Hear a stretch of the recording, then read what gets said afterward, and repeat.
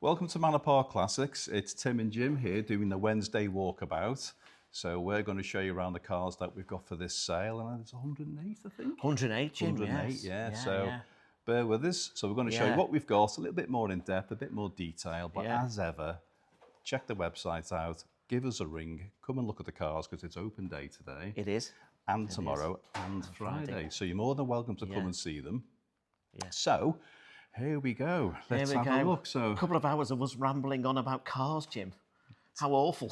It's what we do every day. It's what we do every day. Exactly. But just to each other. Exactly. Right then. Shall we crack on? Number one. All right then. Well, yes.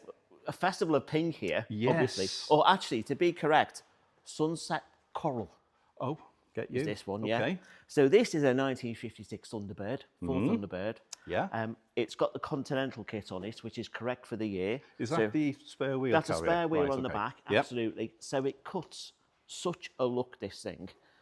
I've been out in this and I got smiled at by a few people. Did you? I did. I was quite happy about that. The car itself presents lovely, Jim, as you can see. It does. It was imported, we think, in about 1989, on the back of which it was then fully restored, and it's as clean underneath this car as it is on top. Yeah, it is. It's pretty. It's very, very pretty. I mean, the interior is in black and white with the chrome. Yeah. Machined aluminium, if you wish. Yeah. Period radio. Yeah. It's lovely. It's lovely. It's lovely. I'm never going to say it's perfect. There's the odd little mark here and there. Yeah, but tiny, what do you tiny expect? Yeah, absolutely. What do you expect? But this is a rare car. It's a rare car. It's got the slightly bigger cubic inch engine as well. It's got a 2-speed automatic, so it's a slushmatic. Away you go, and it sounds brilliant. I did notice, obviously, because it's American, even though it's a compact American car, it is quite wide. Yes. So think about your storage, anybody who's interested in buying it, because I don't think this is a car to be stored outside. No. With it being a convertible. No. It needs to be inside. Hood's good on it. That's my next question. Hood's good? Hood's good. Okay. Yeah, absolutely. Absolutely. Magazine featured. And we're thinking somewhere between £22,000 and £24,000 on that one, Jim. I can see why. Yeah. Right. Well, to carry on the pink theme. Indeed. Here we have this little beauty. So this is probably the English version of what was going on here. Yeah, I guess so. Kind of. Yeah, because you can see the Americana in the shape and the lines. Yes. Again, great chrome, white wall tyres, very nice on the interior. Yeah. Nice car, isn't it? So this is the Vauxhall Velox. Yeah. Certainly looks the part, doesn't it, Jim? It does, doesn't it?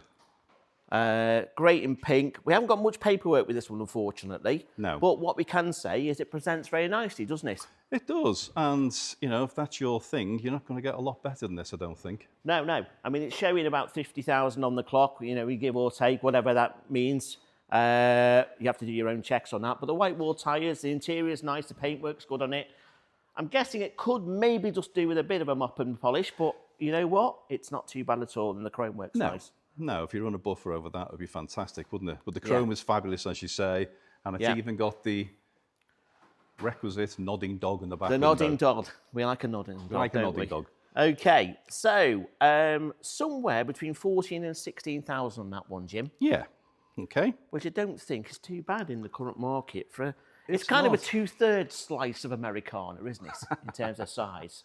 It is, but it's just so rare. Yeah. Just so rare. Because these could rock, couldn't they? They could. And somebody has messages in to say that they were made in this colour, by the way. Oh, right. Because we did suggest, I think, a few weeks ago that maybe it had been repainted, but maybe not. Yeah. Somebody has messages in, which is great. So thank you very much for people telling us they were made in that colour. Super. So there you go. Great stuff. Right, moving on. Shall we have a look at this little Mini? So we've got a little Mini Mayfair here, Jim. So this is a Rover Mini, isn't it? It's a Rover Mini, absolutely. So it's got the Rover kind of in the brochure. It mentions about the Rover. I don't think there's any Rover badges on it as such. This time it was just a Mini Mayfair. $998 on the manual. It's very clean and tidy. I've been round this one, had a look at the normal green Mini grot spots. So if Fraser comes down here, you know, normally Minis go down here. That's clean there. Tops of the scuttle's good. Doors are good. Rear quarters are good. The roof corners go on Minis as well. This is good. It is. You've got the added benefit of the little sunroof on this one. Is that aftermarket? Yeah, I think it is an aftermarket. Okay, it's a pop-up aftermarket. Pop-up aftermarket, but very of period, the time. Of Yes, the time, very absolutely. And because it's a Mayfair, it's actually quite plush inside. So you've got a little rev counter there as well. You've got some velour seats, carpets, little tape player there as well. A very cheerful little Mini, this one. It's very bright, and it's showing 19,000 miles. It now, is, Jim. Looking at the condition, we can never guarantee these things, but looking at the condition of the car, it would very much suggest that that is correct. Yeah. Well, the condition absolutely would say it is correct. Yeah. You've got the aftermarket alloys as well, Jim. MOT on this one until next July. Just being done as well. Just being done. Yeah. So 12 months ticket 12 on that months one. tickets on it there. So yeah, a very bright, cheerful, solid little Mini. Yes. Which is refreshing to see. It is. Price-wise on that one, Jim, we're thinking 7.5, 8? 7.5 to 8.5, give or take. Something like that. And why not? You Yeah. know, Yeah, absolutely. it is a nice car, that. It is. Okie doke. Right, moving on. Moving on. So let's have a look at. Okay, so this is a this is a rare bit of kit. This one, isn't it, Jim? Well, not so much that it's a land crab, but more the fact of what kind of land crab it is and what it's done in its life. its history is something that we could spend hours stood here talking about the history on this. I think the best way to do it is read about it. The write-up kind of tells you everything you need to know, and then if you wish to, put the registration number into Google and it will tell you a whole lot more about this car's history. Yeah. It competed both rallies. Yeah. It got to the end, didn't it? It did. London to Sydney in 68. Yeah. London to Mexico in 1970. Yeah. It didn't win either of those, unfortunately. It doesn't matter. But it took part and it tells a tale. Yeah, and it completed them. It went through It completed them, absolutely. Now, I think the key thing with this car, Jim, it's unrestored. It is. And you can beautiful. tell it's unrestored. So consequently, you get stacks and stacks of patina.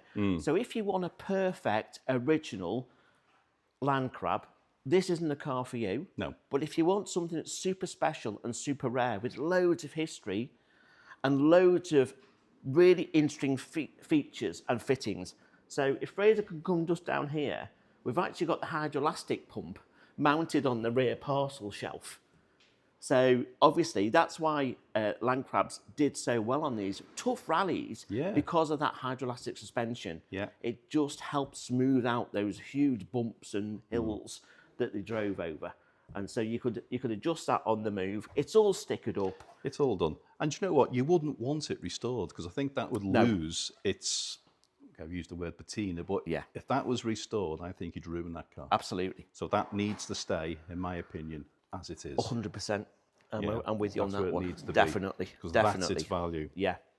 Now let's talk about values. Well, do you know what? This is probably one of the hardest cars we've ever had to value because how do you value that? Yeah. But we've kind of come to the conclusion, and I'm still not convinced. I think it'll do more, but it's somewhere between £25,000 and £30,000. Yeah. I think with its history, where it's been, what it's done, how many people know about it, I think it should do more because that is very much a one-off. Yeah. It's a bit of BMC rally heritage. It should really be in a museum. It should be. Or a top-end collection. Top-end collection, yeah. And you look at the prices of BMC rally minis, Works rally cars minis. Yeah. And you're talking, hundreds of thousands of pounds for one of those. So why isn't this? So that it makes this one look real good value. Well, if somebody were to get it for 30, even at 30, which is top estimate. But I'm with you. I think I'll do more. By rights, it should do more. Purely by what it is. I agree. Now then, I agree. Next car. Now this is kind of special, this car. Well, it certainly looks special, Jim. It's very special. So it's a Jaguar Mark V 3.5 litre saloon. Okay. It's a 1950 car. So this is in the very early days of Jaguar because they changed their name not long after during the war, I guess.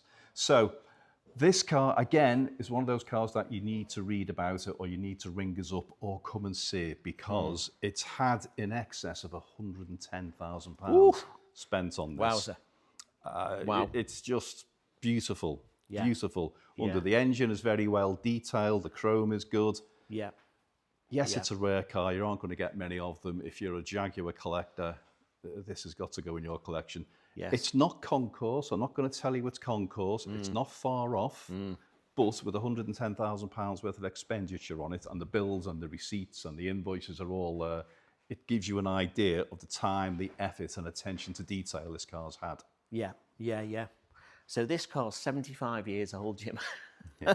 And it just presents beautifully. One or two little bits and bobs, like you say. Is. But I think you can see as well, kind of the genesis or the start of the Jaguar look, as it were, Yes. especially with the rear spats. Yeah, exactly that. Which the Mark II Sport, the early Mark IIs had. The generally swoopy kind of look. It looks great. Yeah. It looks great. It does. And price-wise on that, Jim, Well, this is what do you reckon?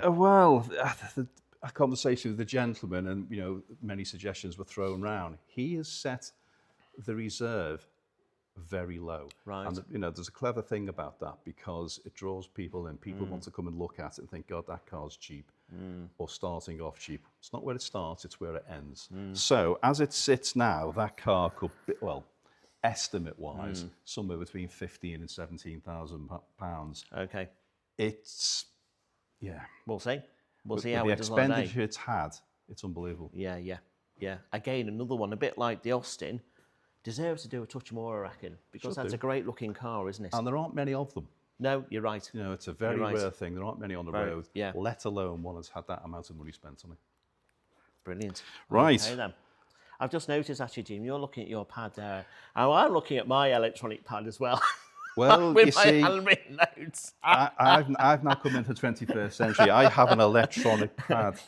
It's at your pulse there. You're moving into the 21st century with a pad. I mean, blimey, O'Reilly, Jim. I know, That's I'm great. scared I'm going to drop it. Yeah. Should we go through to the next haul? Let's go anyway? through to the Let's next see what we've haul. got. So we start with this Dolomite. Yes, I'll just scroll down my pad here, Jim. It's all right. So I'll get on to the next. Listen, I'm 21st century. I'm ahead You're of you. 21st century, yeah. You just catch up. I'll carry I'll on. catch up. Go on, you crack on. Okay, so here we have a 1977 Dolomite Sprint. Yeah. We have 3 Dolomite Sprints, and these are one of the iconic cars of the 70s. It was the car that British Leyland introduced to compete with the likes of the RSs and the Forenzas and that type of thing of the day. Yeah. But they were 4-door.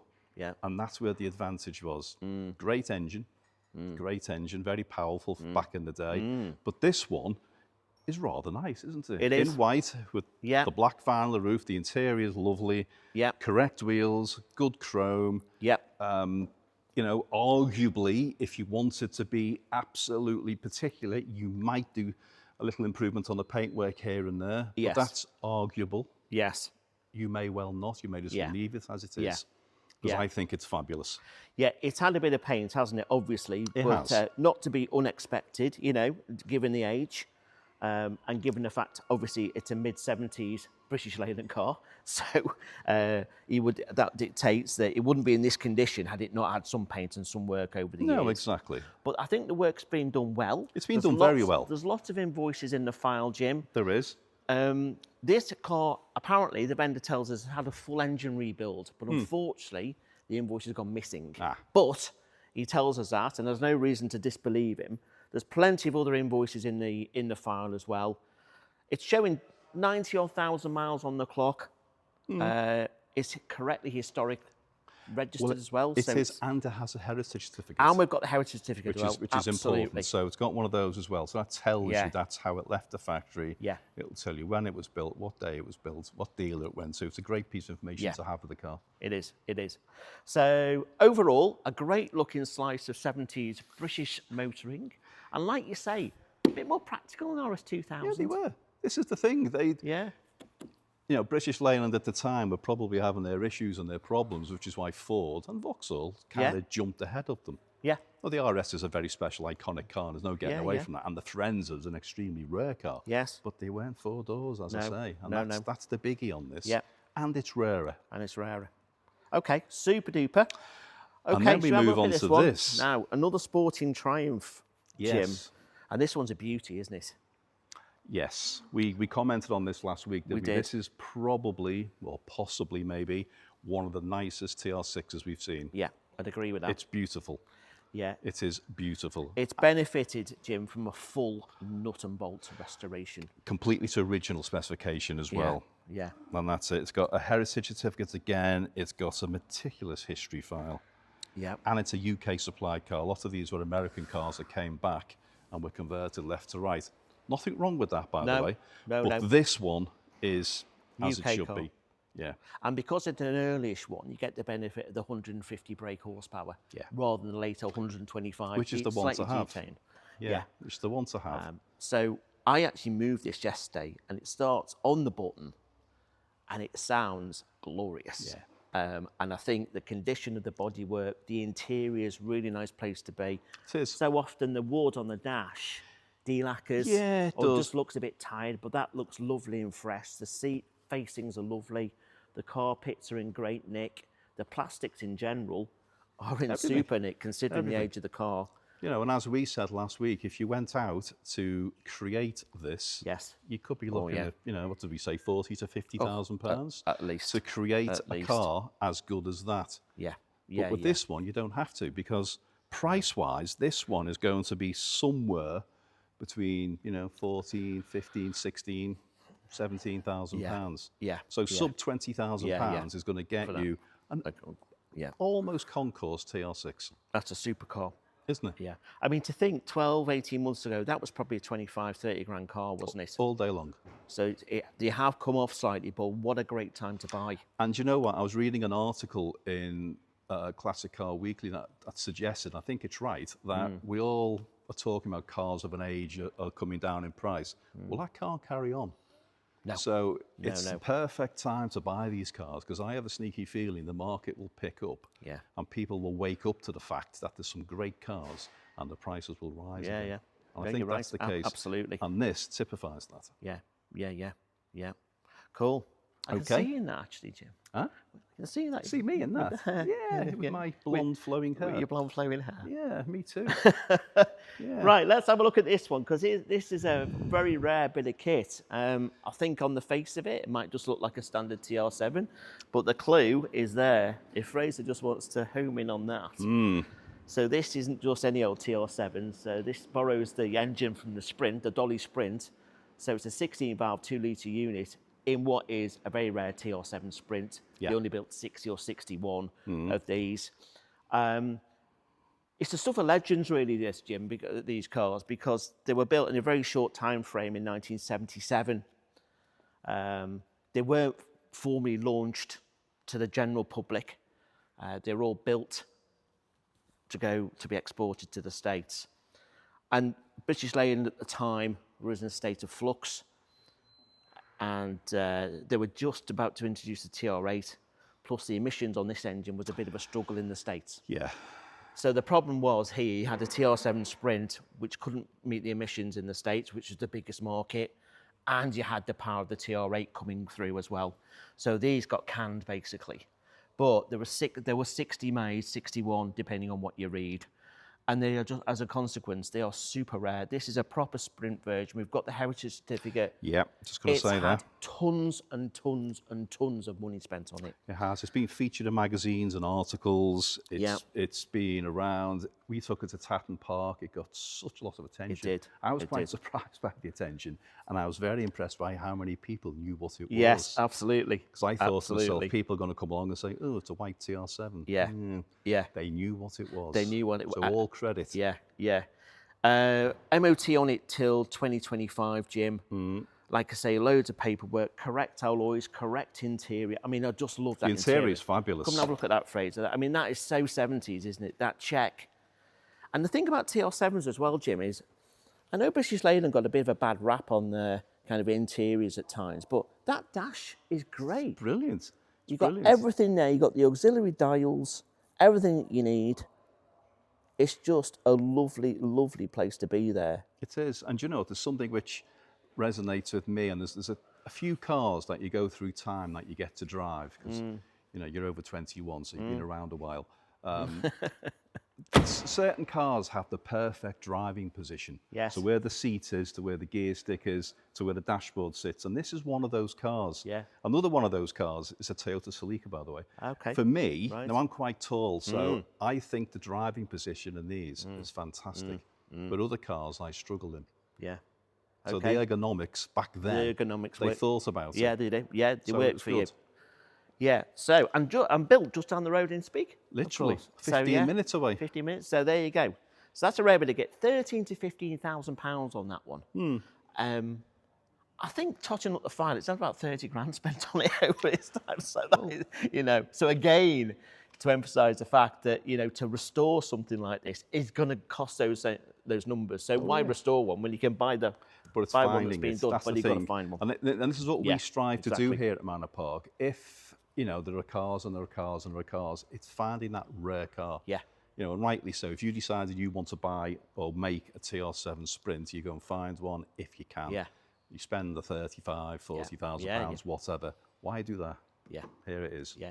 Super. All right. Another Great Triumph. stuff. Another Triumph. Yeah, it's welcome to the world of Triumph. It's like walking into a BL showroom in 1978, isn't it? Yeah.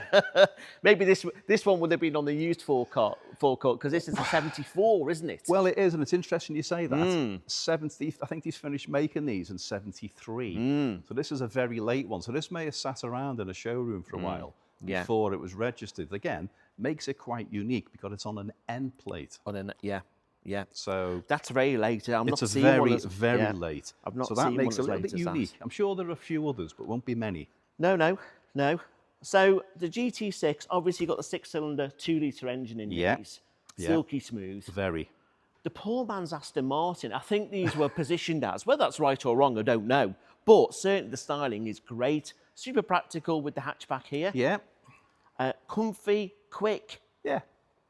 And I think that presents very, very nice. It's obviously had lots of money spent on it. I think 10-year restoration, I think, Jim, on this one, between 1995 and 2006. Huge amount of money. And you know what? I think that must have been a good quality job because just looking at the paintwork, it's fabulous. it looks really, really well, doesn't it? Yeah, and the interior. The gentleman who owns it, Chris, is a friend of ours, and he's put a few cars through us. Yep. And he's thinning his collection down slightly. But out of all the cars he's got and had, he's used this. Yes. And that's the beauty because he enjoyed it so much. Yes. And he's done lots of things in it. Yeah. Kind of uses a daily for a while during the summer. And there's a lovely sticker here which tells you it's done the 500 in Scotland. The North Coast. And he has done it in this car. Okay. That's great. You know, and it's been used. It's been used. It's got a very comprehensive history. Yeah. Lots and lots of invoices which add up to an awful lot of money. Yeah. And we've got a 5-speed box on this one as well. We have, which again is a sensible upgrade. Yes. Which is well worth doing on these cars, I have to say, because of the torque that they have in that 2-litre engine. Yeah. It's not the hardest thing in the world if you wanted to put the 4-speed back in it. That's quite an easy thing to do. And at some point, you may well do that. But you know what? That's a very good, smart, tidy, usable classic. Yeah. Okie doke. It's beautiful. Now, Lovely. Price-wise, where do you need to be on that? now again, this is a bit like the what we're looking. TR6 because these are making £20,000 plus not so long ago, and maybe it weren't quite as nice as that. This is somewhere between 11, 12, 13,000 pounds. Okay. So that is a very cheap usable car. Yeah. Which is well sorted. Great value, that. It is. Okay, great stuff. So we're pleased with that. Right then. So we'll come on to this. Then. Well, the Capri. Oh, the Capri. Okay, I thought you were going to go to the RS, but we'll do the Capri. Let's do the Capri because this isn't any old Capri, is it? No. So we had the lovely John here last week, didn't we? We did. Who owns the car, and he did a little video with you on YouTube. He did, yeah. Which was super. Yeah. I'm not sure I've seen a nicer Capri as that, and we get a lot of Capris here, don't we? We do. But I've not seen a nicer one than this. Certainly a Mark Beautiful. II. I've never seen a Mark II like this. No, and it's a lovely story, Jim. The story is lovely fabulous. Story, isn't it? Yeah, it is. And if you've not watched the YouTube video about the story of this car, I think you probably need to because it explains things which we can't explain now or read what it says, but the story is amazing. And it's a story that you couldn't recreate, you couldn't plan it, you couldn't make it happen. It happened. Yeah. So watch the video. But the car itself, it comes with a ruck of history. Yeah. It's got lots and lots of things. It's a complete nut and bolt restoration. Exceptionally low mileage. I think it's 26,000 miles. 24. 24, again. I think. Yeah, and that is believed to be genuine. It's been in many magazine articles. Yeah. It's just a one-off. And we've got an MOT on it till October as well, Jim. which again is a nice touch because, as we know, it doesn't need one. No, But John's kept it up to speed, kept it up to date, and had it MOT'd. Yeah, yeah, But look at it. Yeah, it's stunning, isn't it, Jim? I mean, that colour really, really sets it apart. I mean, the whole car is set apart anyway, but the colour really draws the eye, doesn't it? Yeah, it does. You've got the right stripy interior there. You've got all the clocks you could ever need on the dash, with it being an S. Yeah. The vinyl roof, period, the sunroof, the spoiler. Everything. I mean, Ford just did it right in the day, didn't he? That was quite something in 1977, wasn't it? 78. It is. And again, you know, the Capris of all genres are being kind of forgotten about. I think the RS cars have kind of led the way. You're right. I am seeing now prices on Capris beginning to rise. Yeah, you're right. So now is a brilliant time to buy a Capri. Yeah. That is probably the best Capri on the market. So let's talk about price then, Jim. Well, price-wise on this, we're looking at somewhere, it'll be sub 30. Yep. However, it might not. It might go over 30, but somewhere between 25 and 30 is where it's going to sit. We'll see how it goes. See how it goes. See how it goes on the day. I'm really interested to see this, how it goes, because this is going to be a really interesting car. By rights, it should get lots of interest, It shouldn't should. it? It should. Right, next one. Again, carrying on the fast forward theme. Another little fast forward, Yeah. So 1600 Sport Escort. UK car, I believe. UK car. It's a rare. Now, the reason it's rare is because there were so many RSs, there were so many Mexicos. So somebody once said there's more RSs and Mexicos on the road than were ever built. That might be true. I think they say that about Mini Cooper S's as well. Probably, yeah, probably. But the 1600 Sport, and he did a 1300 Sport as well. We might have a 1300 Sport. Yeah, they were rare things. Yeah. And even rarer now. Yeah. And this one has been made to be, it's been restored, it's been done well, and it's been made stock standard. Yeah. Okay, and it's absolutely beautiful. All the better for it, would say. The more standard, the better, in my book. Me too. Every time. Totally agree with that. Yeah, so we've got the correct interior there as well. Yeah. The correct seat facings. Yep. You've got the Ross-style wheels there. Slightly banded, aren't they? Slightly wider than normal. Yeah, it's got the fog lights on the front. These are all period things that were options on the car. The corner bumpers. Yeah. Everything about it is just as it should be. Yeah. Yeah. So, yeah. Again, now this car was in our last sale. Didn't quite make reserve. Get there. Now, the gentleman has reduced it now. Okay. So now it's going to be a little bit below £20,000, which is bizarre because that's what it made at the last sale. Okay, right, okay. I know, that often happens. Yeah. So, yeah. Would like to think it'll get back up to it should go this time, shouldn't it? It should do. Okay. Yeah. Okay, so we'll see how that one goes. See how that one goes. Lovely. And then we come to another Capri. Yeah, so this is a Capri Brooklands. It's a 280 Brooklands. Yep. So this is the last of the line. It is. Now, interesting debate alert. Ooh, possibly. Go on. Well, they say if you're looking at buying a classic, buy the first of the line or buy the last of the line. Yeah. So, you know, if we, unfortunately, we haven't got a G-Reg 1968 Capri in, but what we have got is this one. If anyone's got one of those, by the way, we'd love to have it. Look us up. We have got an E-Reg 1988 280, which is this one here. Yeah. Now, this was driven to us by the vendor. It's had a bit of work over the years, but it presents very, very nicely. I've just noticed there's tiny little blibs and blobs some in the this side paintwork. as well, but you know what? You've got to cut it a bit of slack. Of course you have. It's been used, Jim. And this that's car. important. Yeah, it hasn't been tucked away, and it hasn't got 2,000 miles on the clock. No. This has got 70,000 miles on the clock. It's been used, it's been loved, and it's been cherished, and it's been cared for. And enjoyed. And enjoyed, which, you know, if you go down that route, this is a brilliant, usable, very, very late Capri. In the right colour, with the right trim. There's a bit of wear on the driver's bolster as well, which we should point out. That shows that the car is honest. Absolutely. You know, when a car is completely restored, which is fantastic, by the way, but a car that has been used will have those marks. Yeah. And that's perfectly fine. Of course. MOT through to February 2026, Jim. They built 1,038 or 1,058. They did. I've got that wrote down here on my computer. Yeah, so this is one of them. So effectively, it's a rare car, but it's rarer still because it survives. I would say that would be a brilliant car to use If you wanted to improve it, you could do, but you know what? It's perfectly great as it is. I'd use it. Yeah. Yeah, and the nice thing about it as well, it's only had 3 former keepers. Okay, that's good, isn't it? And that's a nice thing as well. Yeah. So, and as it says, it's unmolested specification and condition. Yeah. Last of the breed. It has got a Jan Speed exhaust system on it. Yes, it has. Okay, which is a good thing because it's a stainless steel exhaust. And again, that's kind of future-proof in the car. This is just evidence of the owner's kind of attention to detail. So there's a little cleaning kit. A little cleaning kit in there, but it's not any old. He uses Autoglym, which is one of my favourites as well. So yeah, so you can tell he's cared Gives you for the this picture, car. doesn't it? And you've got the correct alloy in there as well, I think. Let me just have a quick look. Yeah, there you go. Again, 5 which alloys. often go missing, don't they? But there is you that go. a car cover I'm seeing there as well? That is it's either that or a duvet sheet. But equally, I've got duvet sheets on my cars, so they work a treat. They do. Because they're cotton and they cotton, breathe. yeah, they don't damage. Okay, so that's a nice example of that. Very usable. It is. Did we talk about price on that one, Jim? Price on that is going to be somewhere £21,000 I pounds. think that's about right. That's where it should be. Yeah.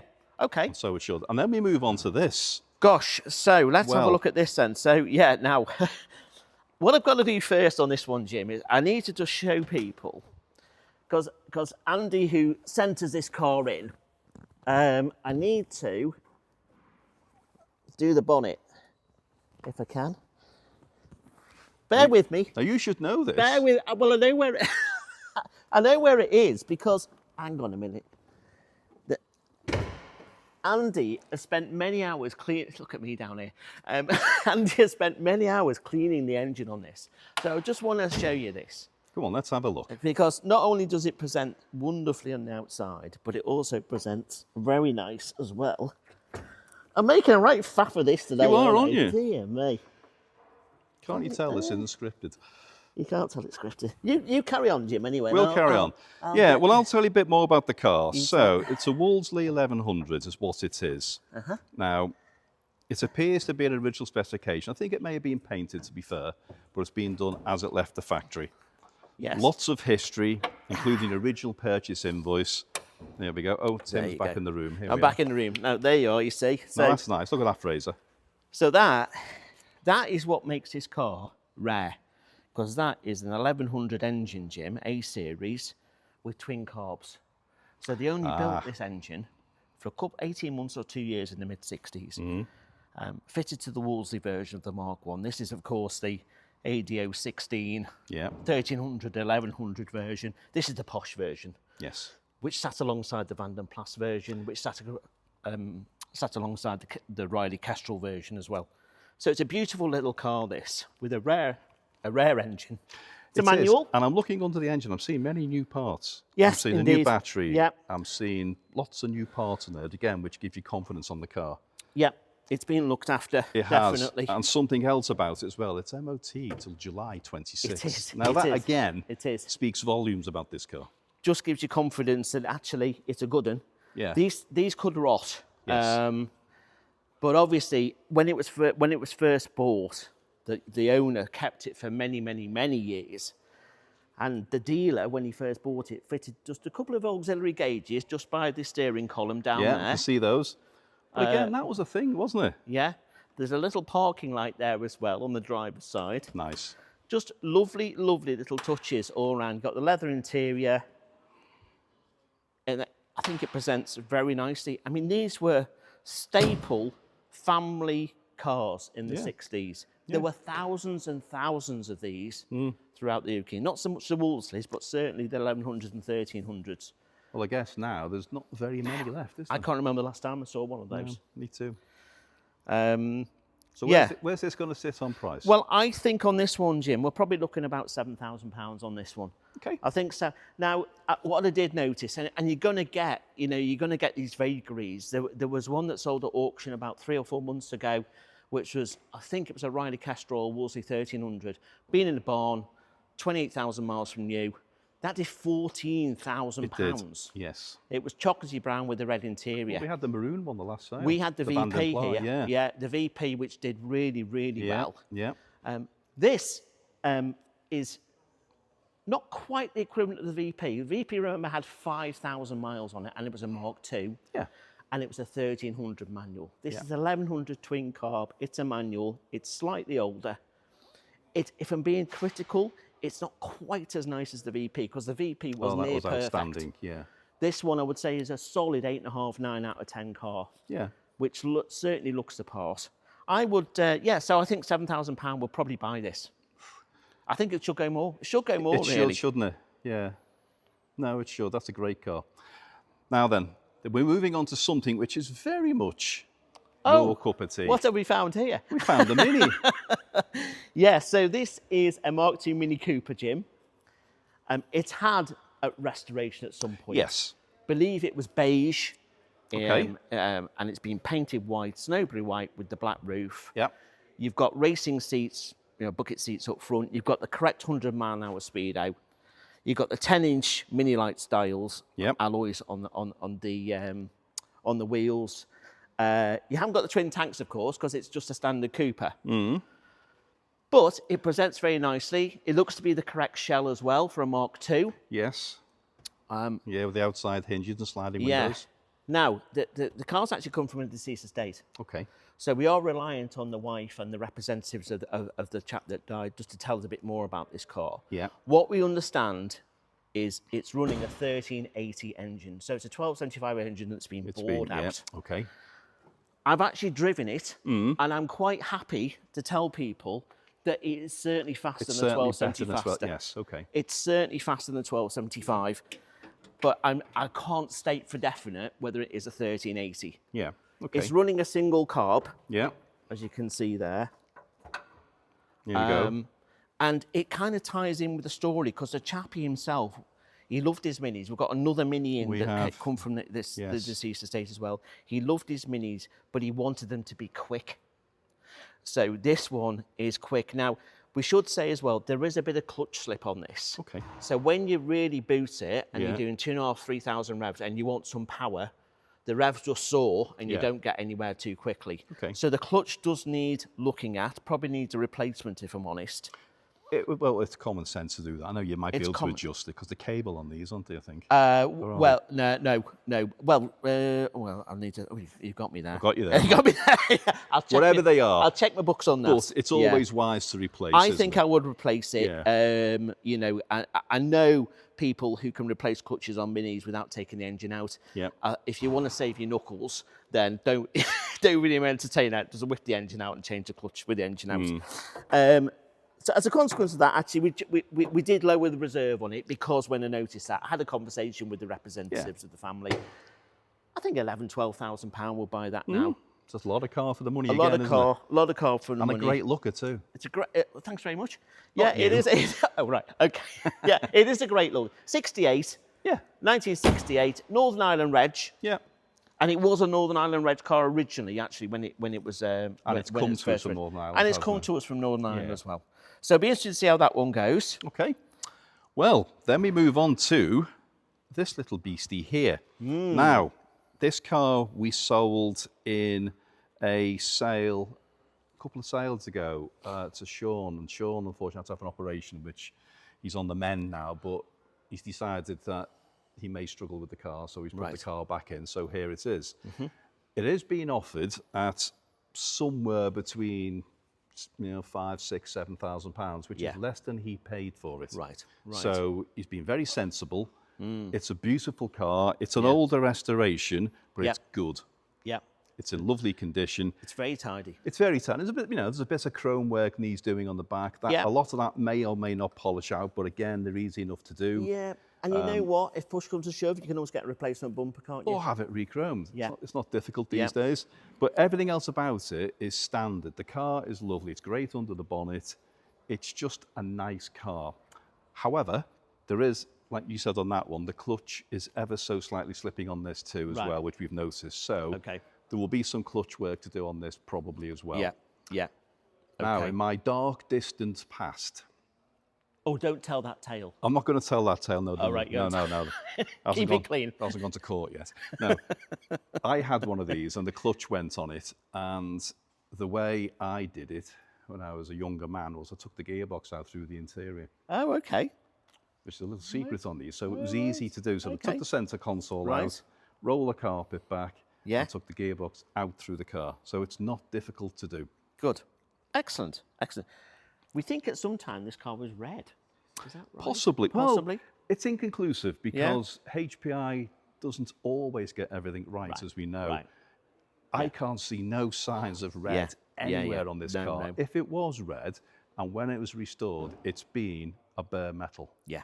Okay. So if it was red and it has been bare metal, that's even better. Yeah. But we can't confirm that. Okay. So historically registered as well, Jim. So tax MOT exempt. Yeah. Showing 93,000, I think. Which is academic, given it obviously has had a restoration. It is academic, but the interior is lovely. The seats are lovely. There's a few little cracks on the driver's seat, but that's to be expected. But the carpets are good. The wood is good. Yeah. Original steering wheel. Everything's just nice. Yeah. Just a nice car. Okay. Just a nice car. Super duper. Right. So we've got 2 fast forwards here. We have. Do you want to do the Escort first, then we'll go into the RS? Yeah, we'll do the Escort. Let's do the Escort first. So this one's come from Northern Ireland. Same estate as the Mini. That's the Mini, right, okay. So this one has been in storage for 20 years. It's been partially recommissioned. Right. So it's been recommissioned to the extent it now has an MOT. Okay. But I think it's fair to say that it will need a little bit of further going to it. It needs a bit of love, doesn't it? It needs running. Yeah, it needs driving. Yeah. And so we notice there's a problem with the central locking. It switches on and off. It's had a new alternator fitted. It's got a new battery on it. Yep. So, like I say, 12 months ticket on it, but just needs a bit more work. The main thing with this car, Jim, it's original. Well, it's solid. That's what I was going to say. Yeah. Do you know what? The wise person would probably buy it, drive it for a few months, and just see what you do and don't want to do to it. Yeah, I think so. Because it's not a bad-looking car at all. I think it's a great-looking car. It's a great-looking car in really original condition. Yeah, and that's the importance, the originality again. Originality. That's important. We think the mileage is correct at 47,000 miles as well. It's a very late one as well, Jim. It's in one of the November last 91. one, isn't it? Yeah. So this would have been on a J. Yeah. It's Northern Ireland registered as well, but so that makes it super late. It does. And I think given the fact it's so original, given the fact that, it does need, a little bit more work, it's all doable. It is. It's not, we're not talking panels here. We're not talking rot. panels. We're just talking fettling, aren't we? A little bit of fettling. So I think this, like you say, run it for a couple of months. I would. Wait until the dark nights close in. Yeah, and then play with it. Tuck it away in your garage and then play with it and just go through it. And then for spring next year, you'll have something that's really super special. Yeah, I think. And you often find when it comes like the central locking, for example, I've seen that the other day. It was going on and off and off. Sometimes when you use these things, they sort themselves out because it's just woken up again, hasn't it? Basically. Absolutely. So that's what that is. So, like I say, we've got an MOT in this one till August next year. Price-wise on this one, 8, 9, 10. We think something like that. Okay. You pay significantly more, I think, for an XR3i in that nick with that mileage. Well, we've had them approaching 20 before now. Yeah. And that is not far behind. No. So there you go. Yeah. Right, moving on. I know you're dying to do the Cosworth. Well, I'm not. But you can't. Not yet.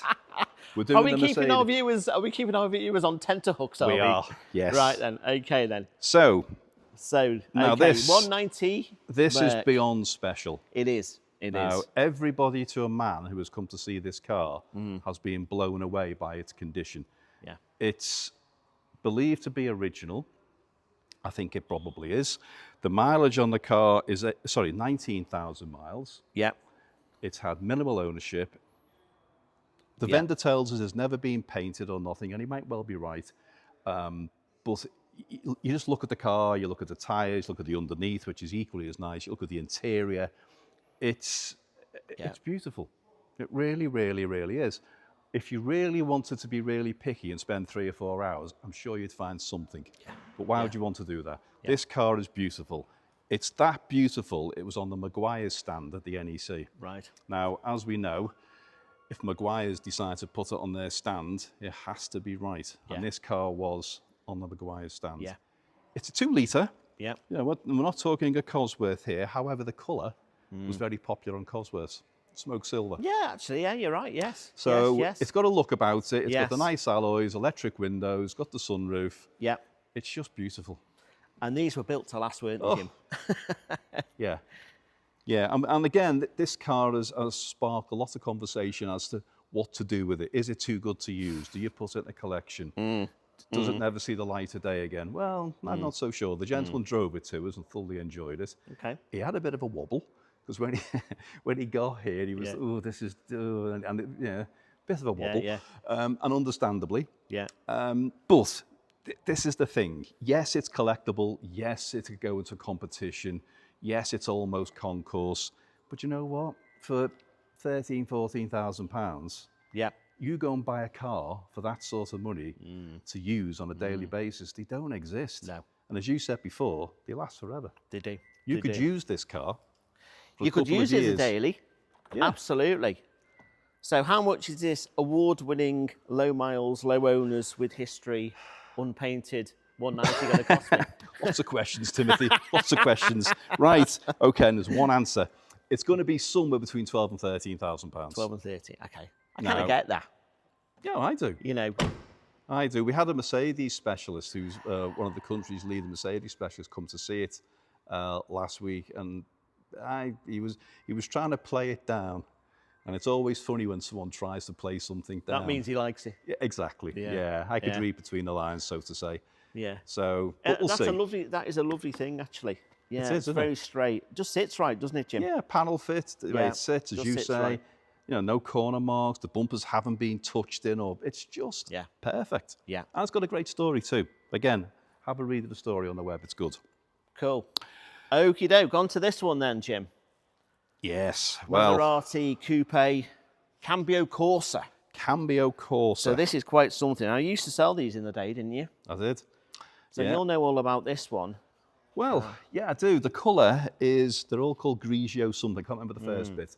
But it's like a sky blue metallic, isn't it? It's neither blue nor silver. It's a nice colour. Yeah. It's got the nice silver wheels. It's got the grey leather interior. But it's got the red calipers just to break it up a little bit. Yeah. Yeah. Because when these were ordered, you could order how you wanted it to be. Okay. So the red calipers just give it that little bit of purpose. Yeah, absolutely. They are a V8 engine. They're a special engine. Yeah. And the Cambiocorsa gearbox, people tend to have a little bit of a negative towards it. Well, I disagree with that.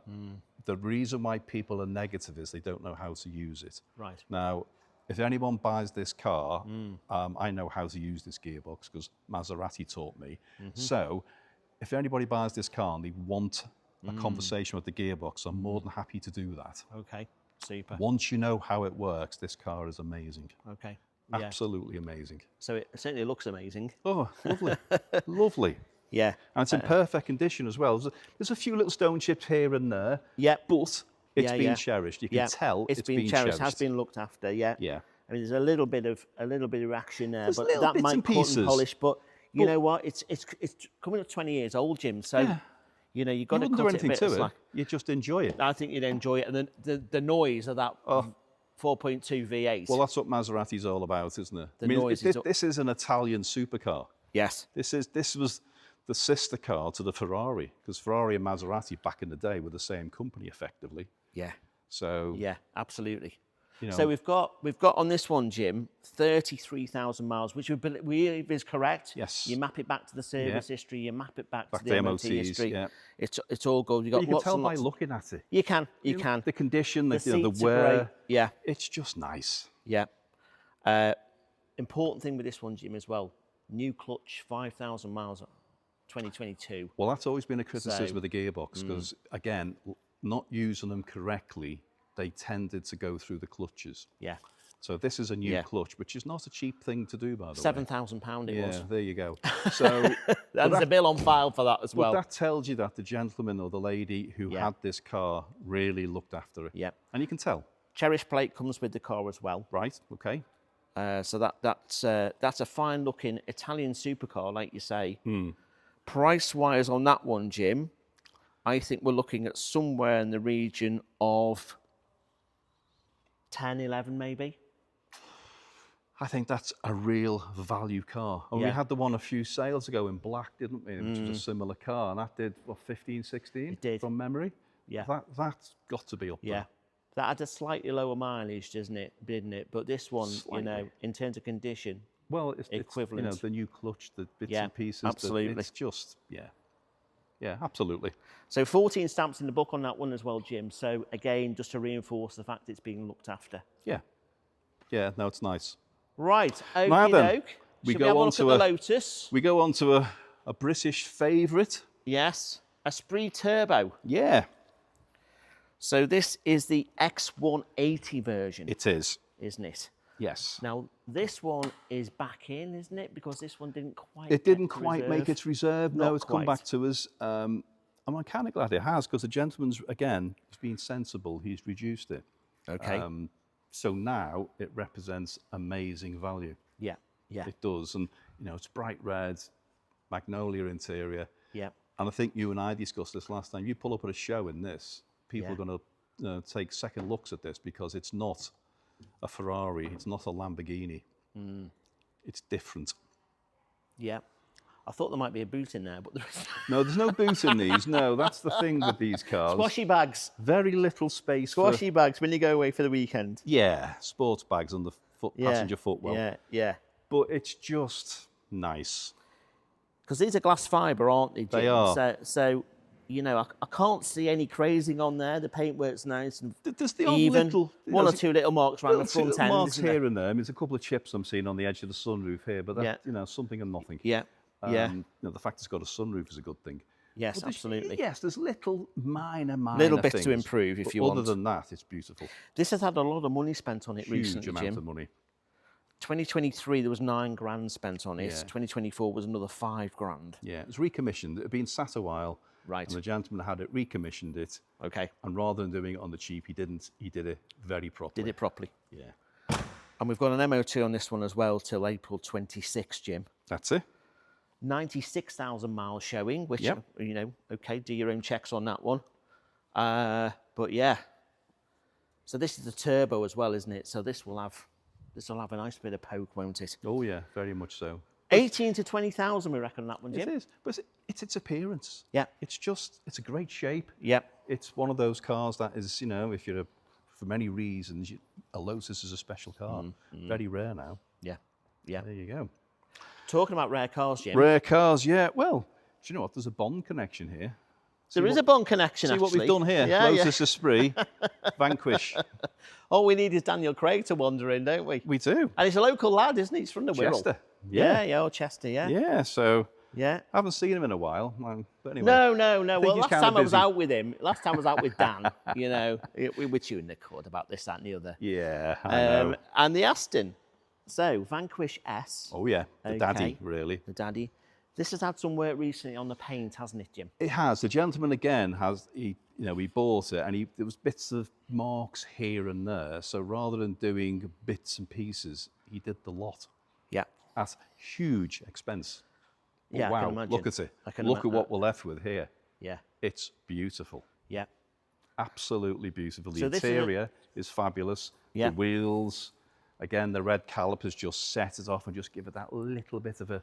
Yeah. But it is the car, isn't it?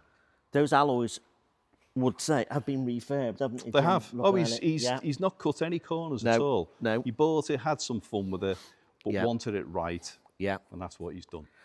So this is a 2004 Jim, MOT through to August 2026. So 12 That's it. months ticket on it. Yeah.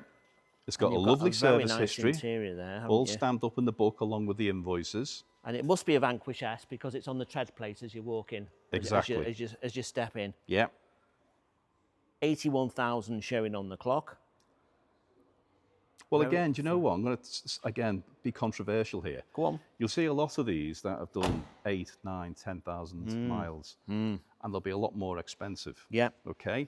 This has been driven and enjoyed. So in Yes. theory, this car, just getting it and drive it and enjoy. When you get a car which is, Yeah. you know, I'd agree been with that. asleep for a while, Yeah. Yeah. this yeah. is turn the key and off you go. And off you go. Absolutely. A bit like the Capri Brooklands. Exactly that. And we've also got that Bentley outside Yes. to show people as well, Yeah, we'll which come is to a that. very yeah. similar theme exactly as well. Thing. Yeah, and that's important because Yeah. the car's being enjoyed and used. Gentlemen's then put it absolutely as right can be, and then Yeah. for the next person, Yeah. turn the key and off you go, and that's important. Okay. Amazing. Now, Right, then. price-wise, Oh, yes. Yeah. Forgot about that then. You were too excited about this, weren't you? I was off to the Cosworth again. Yeah, you and that Cosworth. Right. This is going to be, you should, in theory, have a bit of change from £40,000. Okay. You may not, but you may. Okay. So it's going to be there or thereabouts. Let's see how it goes. Yeah. Good stuff. Okay. Lovely. Right, we're rattling through them here, Jim. We are. Are we going to do the Cosworth? Yes. No. We'll do that. Oh, right. Okay. We are. Yes, come on, we'll do the Cosworth. We'll do the Cosy. We'll do the Cosy. Right. Okay. Right, come on. Here's your Cosworth. Here's my Cosworth. Right then. Okay. Something special this, Jim, isn't it? Very. Recently unearthed from storage. 25 years or so. 25 years, we believe. Yeah. Gentleman bought it when it was days old. He put it his name, his company name, his wife's name, and his name again. So it's shown 6 owners, but it's one family. Great. It's done 22,000 miles. Wow. Yeah.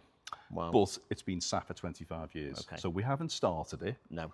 But I'm sure the fuel and the oils and the cam belt and things like that. Yeah. It's been in his already done. garage.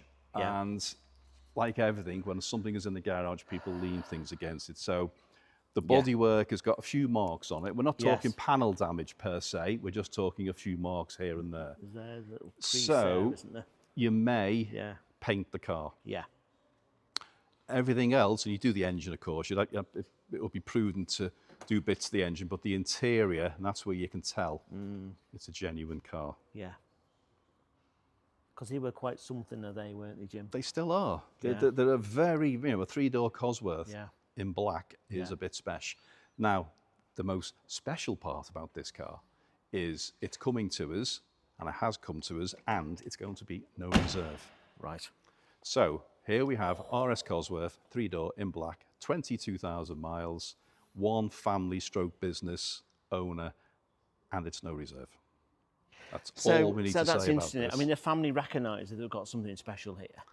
The no reserve, by its nature, will get lots and lots of interest. Yes. And we saw how well the Mercedes did in the last sale. That was no reserve as well. I don't think it'll quite do the heights of the Mercedes. No, it won't. I think it'll perform nicely and well, won't it? So do I. And I think because the fact of what it that what it is, and the fact there's no reserves get lots of interest, and we've had so many calls on it, as you'd expect. So we'll see how that goes. See that one how it goes. Okay, right then. Okay. Next one. Yes, Jim. So again, I'll just consult my pad here. You consult your pad. I'm way ahead of you. I'm way ahead. So we have a 1990 BMW 320 convertible E30. Now, there aren't many of these left, I have to say. No. But there are very, very few in this condition. This is beautiful, and it is beautiful. It's an Alpine white. It's got I think it's anthracite, to be fair, cloth trim, which is a rare thing. But the most important thing about it, and this is important, Timothy, is it's a manual hood. Okay. Because back in the day... Less to go wrong. Less to go wrong, yeah. Back in the day when I used to sell these, the power hood that everyone used to order for a fortune was great for about 18 months. Right. And then it broke, and then BMW didn't want to know, and the warranty, Yeah. So everyone converted them to manual hoods. This is manual hood. I do actually have one of these with an electric hood. Do you? And guess what's happened? The hood broke. Yeah. I fancy that. And it still broke because Yeah. I need somebody to fix it properly. Well, that's the hard thing as well. Yeah, Finding somebody to fix them now is hard. It is. But this is lovely. 15-inch wheels, correct, standard, period specification. I like these as well because they've got a bit of chrome on the bumper. Yeah, just breaks it up a little bit, Just doesn't breaks it up, and Yeah. you know they go on the rear arches, and those arches are lovely and sound. Paint works good. I mean, it's difficult to believe, but it's done over 100,000 miles. Yeah. Well, they were, again, like the 190s, they were built to last. Yeah. But people used to mess with them, do silly things to them. To find a genuine original one is a rare find. Especially with 22 stamps in the book as well. Exactly. No, that's its value. There's the stamps in the book, there's the wheels, the chrome, the boot spoiler. Everything about that car is bang on. MOT till March 2026, Jim. Yes. 11 to 13,000, we reckon on that one. Yeah. And again, I think that's extremely cheap for that car. Nice looking thing, isn't it? It's a very nice Classy. thing. Classy, Very. classy. Yeah, we like that. Yeah. Cool. Okay. Okay. Then. Next one, we have this. Yeah, now let's have a look at this, Jim, because this is a very early MGB, 63. Pull handle car. Pull handle, 3-bearing engine as well. And as a consequence, given what we were talking about before, buying the first and buying the last, this is one of the first MGBs. It's been in the ownership of the vendor for over 20 years, 25 years, 26, 27 years, something like that, which is great. Yeah. It's been previously restored in the 90s, And I would say, if this was restored in the 90s, that restoration has held up particularly well. Well, it gives you an idea of how the usage has been really, really good. Yeah. There are a few marks where the hood's been. And, and do you know what? It's bound to be. And there's a few marks here in the fin, if you wish, but I think a lot of that would come out, actually. Yeah. But the interior is lovely. Carpets are lovely. White with red. Classical. Beautiful. On the wire wheels. Full handle car. Now, we believe it was Chelsea grey at one point in time when it was originally produced. It's been resprayed the old English white, which I think really suits the lines of it. It's certainly a bit more cheerful than the Chelsea grey.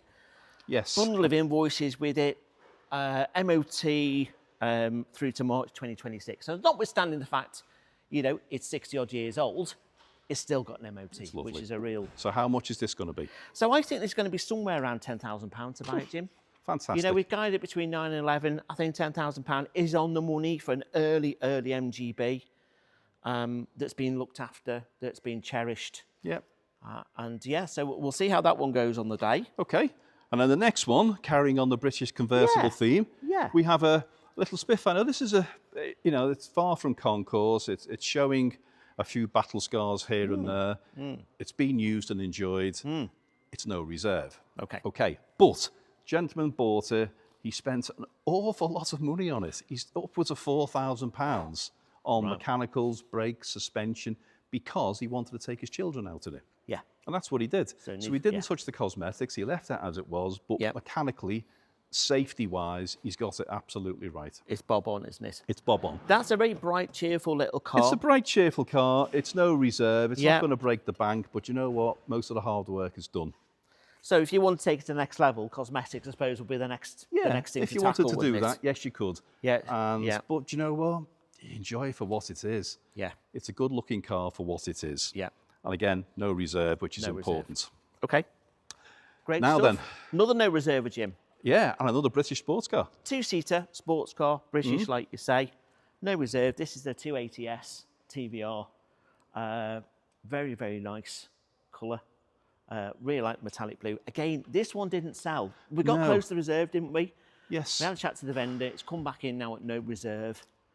It was a cat in 1999, so we should mention that one. Yeah. But it's had MOT since then. Well, 99 was a long time ago. It was a long time ago, absolutely. So it's lived a life since then. It's indeed. Bundle of invoices with it, advisory-free MOT through to April 2026. Nice. Again, glass fibre body, you know, the telltale signs are not there because the paint looks, just scanning around quickly, looks very clean, actually. One or two little blibs and blobs, but not too bad overall. Very presentable. No reserve. I mean, what will that do? 4 or 5 grand maybe? We'll have to wait and see. Yeah, should do more, but yes. Bit of delamination around the edge of the but you know, it's what is it? 30 years old. Yeah, exactly. And again, the theme carries on, you know. The theme carries on. Like another two-seater sports car from Britain. Yeah. Who did this? Anybody thought we were planning this? Yeah, we look professional. So, well, this is a special car. This is your Lotus Elite. Now, this is the Gen 1, so this is where it all started, really. Yeah.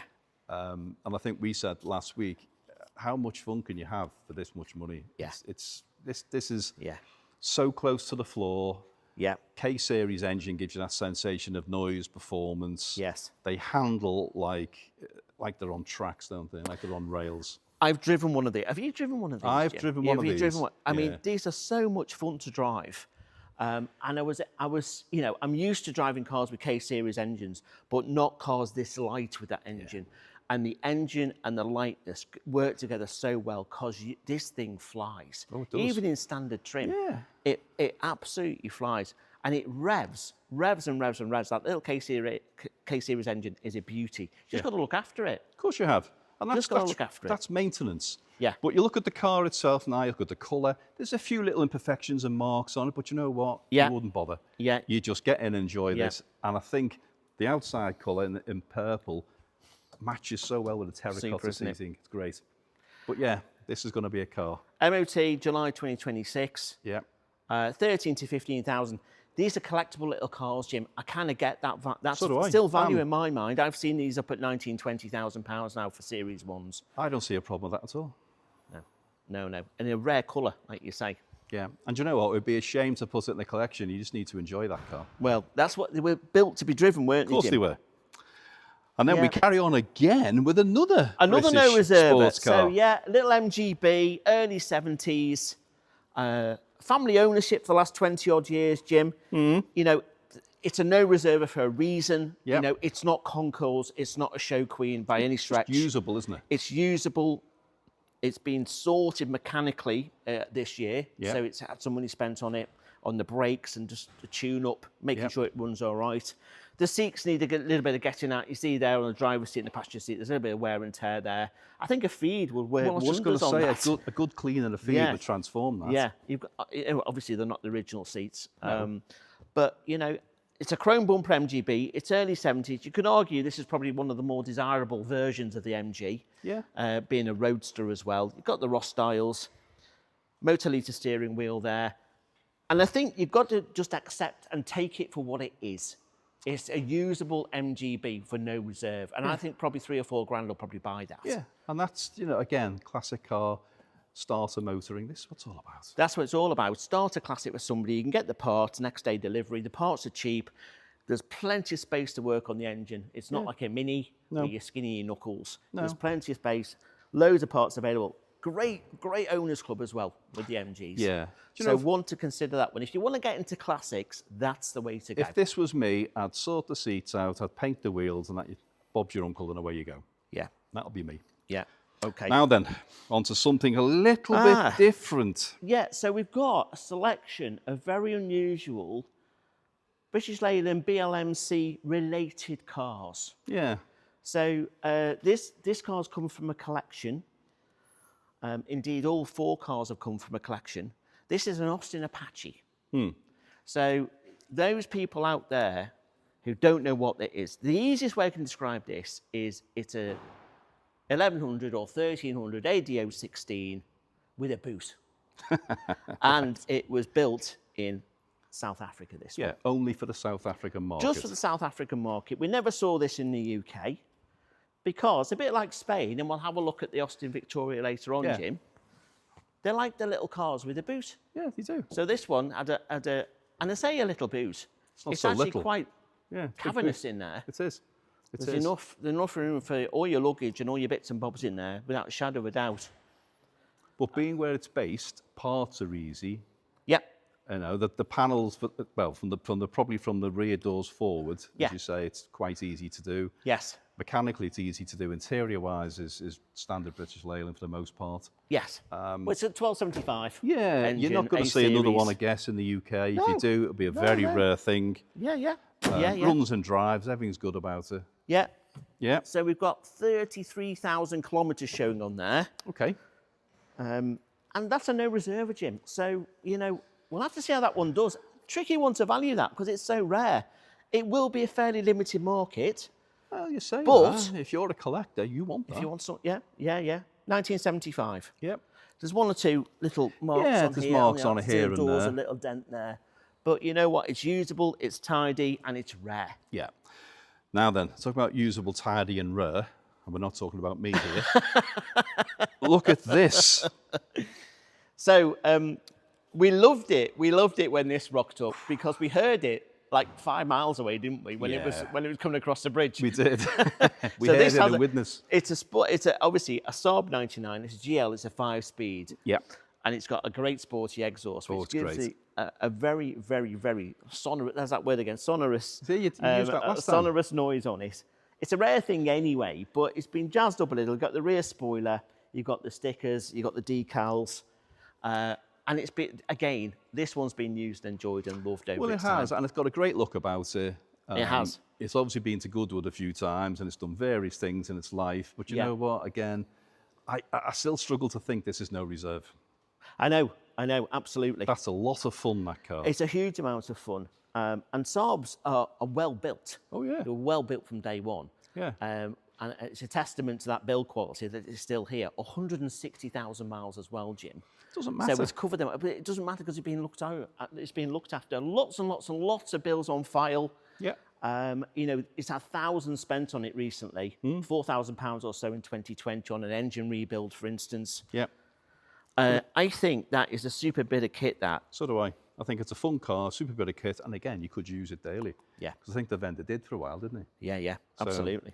And look at the headlamp washers as well. Yeah. I think he may have upset his neighbours at 7:30 in the morning, but nevertheless. Yeah, indeed. And why not? Indeed. Now then, we move on to...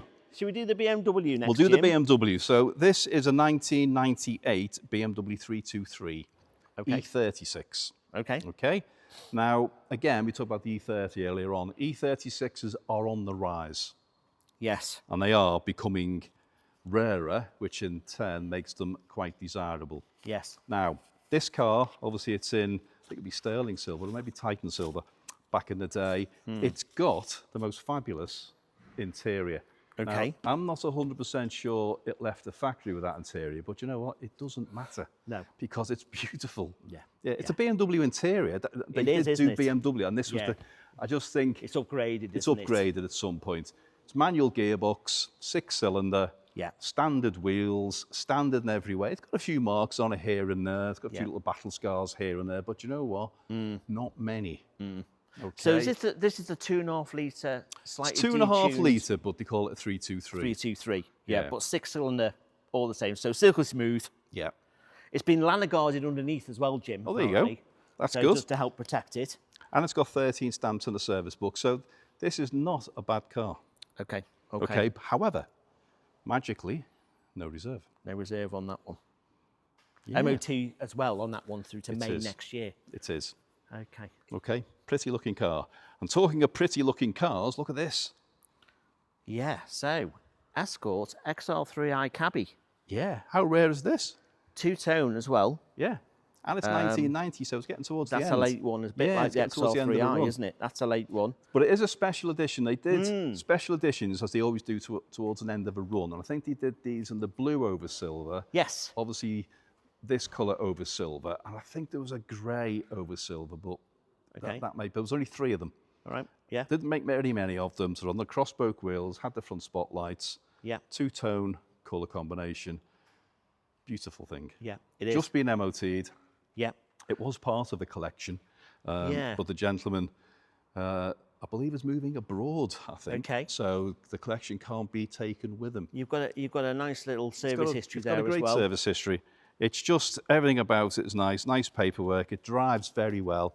I actually went to pick this up, funnily enough. I wasn't expecting to, I went to see it. Yes. I wasn't expecting to drive it back, but I did. But you did. With the roof down.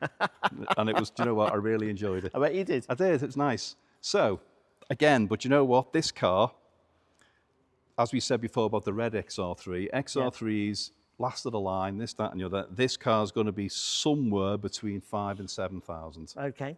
That seems good value, Jim. It does. A few marks on it here and there. Yeah, a little scratch there, isn't it? Yeah, little bits and Somebody's just caught pieces. a bag or something there. That might, actually, you know what? That might polish out. It may polish out. There's a few little chips here and there, but you know what? You wouldn't bother. You just drive and enjoy for what it is. The interior is lovely. That's the biggie. Yeah. It's got the power roof, which works. Yes. It's just nice. Now, Fords of Winsford in the day, now those of you out there remember Fords of Winsford, used to sell nearly new Fords. They did. Not just Fords, but lots of different things. But they always had a good selection of Escort XR3Is in, XR2Is, and these as well. And I do remember going down probably in the late 80s, early 90s, and sort of looking at these thinking, yep, one day. One day. Even more so than a Mercury Grey XR2. Well, the Mercury Grey XR2 always won. Let's move on from it. Let's move on. Right. Should we do this MG? Let's do this MG. So this MGB is it's a bit special really, Jim, because not only is it very late, so it's an A reg. Well, it shouldn't be on an A plate, should it? No, we think it was built in 8081, but it wasn't. It was either it was tucked away somewhere, so maybe a bit back of the dealership, or maybe somebody bought it, didn't register it until 1984. But it's an 84A. Yeah. So again, the last of the line. Yeah. Okay. There we go again. Yeah. Collectible. Yeah. It hasn't got the stripy seats, which you would have had originally. It's got the aftermarket leather seats there, which is fine. Which is fine. Unrestored. Yes. Apparently. And you can tell, and that's all the better for it. I think so. It's got a few little marks here and there, but again, do you know what? A good detailer would transform that car. I think a good cut and polish would work wonders on that car. It would. And that's a super bright colour as well. Great colour. Vermilion really comes up well. And it's right-hand drive, UK car. It's got, and the nice thing about it is, it's got a heritage certificate, which tells you all about it. Yep. And that's quite nice. Okay. So 44,000 miles, 7,000 to 8,000 miles, Jim. 8,000 pounds. So, yeah, £7,000, £8,000. Yeah, not a huge amount of money. No. For a very straight, stock, standard MGB. Yeah, I agree. And quite a bright colour. Yeah. Now then, Shall we have a moving look on at again. these two little, well, kind of related. Minis and let's Metros, do this kind of one. related. Let's do this one. Mini Cooper. This is the SPI, so single point injection. 80,000 miles, very, very tidy. Again, when minis, rust, just check your rot. So again, underneath the headlights, really good there. You're looking for the vertical seam there, which shows it's not full of filler, and there's your vertical seam. Yeah, because you always smooth that over. You always smooth it over. Yeah. You've got your scuttle here, which is in good nick. Yep. Your A panel, there's a tiny, tiny little bleb down there on that A panel. Doors are good, rear quarters are good. British Racing Green, believe it or not, British Racing Green, metallic, mid-90s minis, they tended to rot more than blue ones or red ones or silver ones for some unknown reason. Was the paint thinner maybe? Maybe. But this one's a really good one. Roof corners are good, floors are good. Has it got the vented sills? It's got the vented sills as well. So that's good. So those mean that it's not over sills. Not over sills, so it means the sills breathe, which is good. Spot lamps.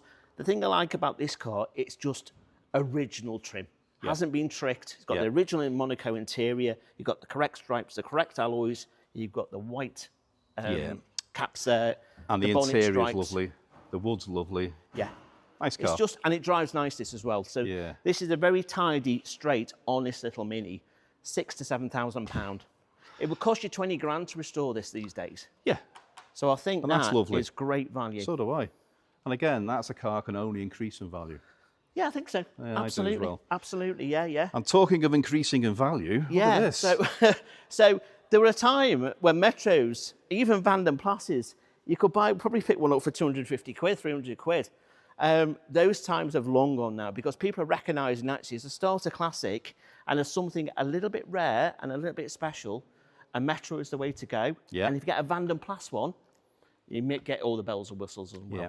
So not just electric windows and central locking, but a nice and a sunroof, bit of walnut. Yeah. You don't get the picnic tables in the back and the backs of the seats, unfortunately. Well, but what you do get is a lot of style. Yeah. in my book. Not everybody's cup of tea. I get that. No, I agree, and it wouldn't be, my first choice. However, having been around it, Yeah.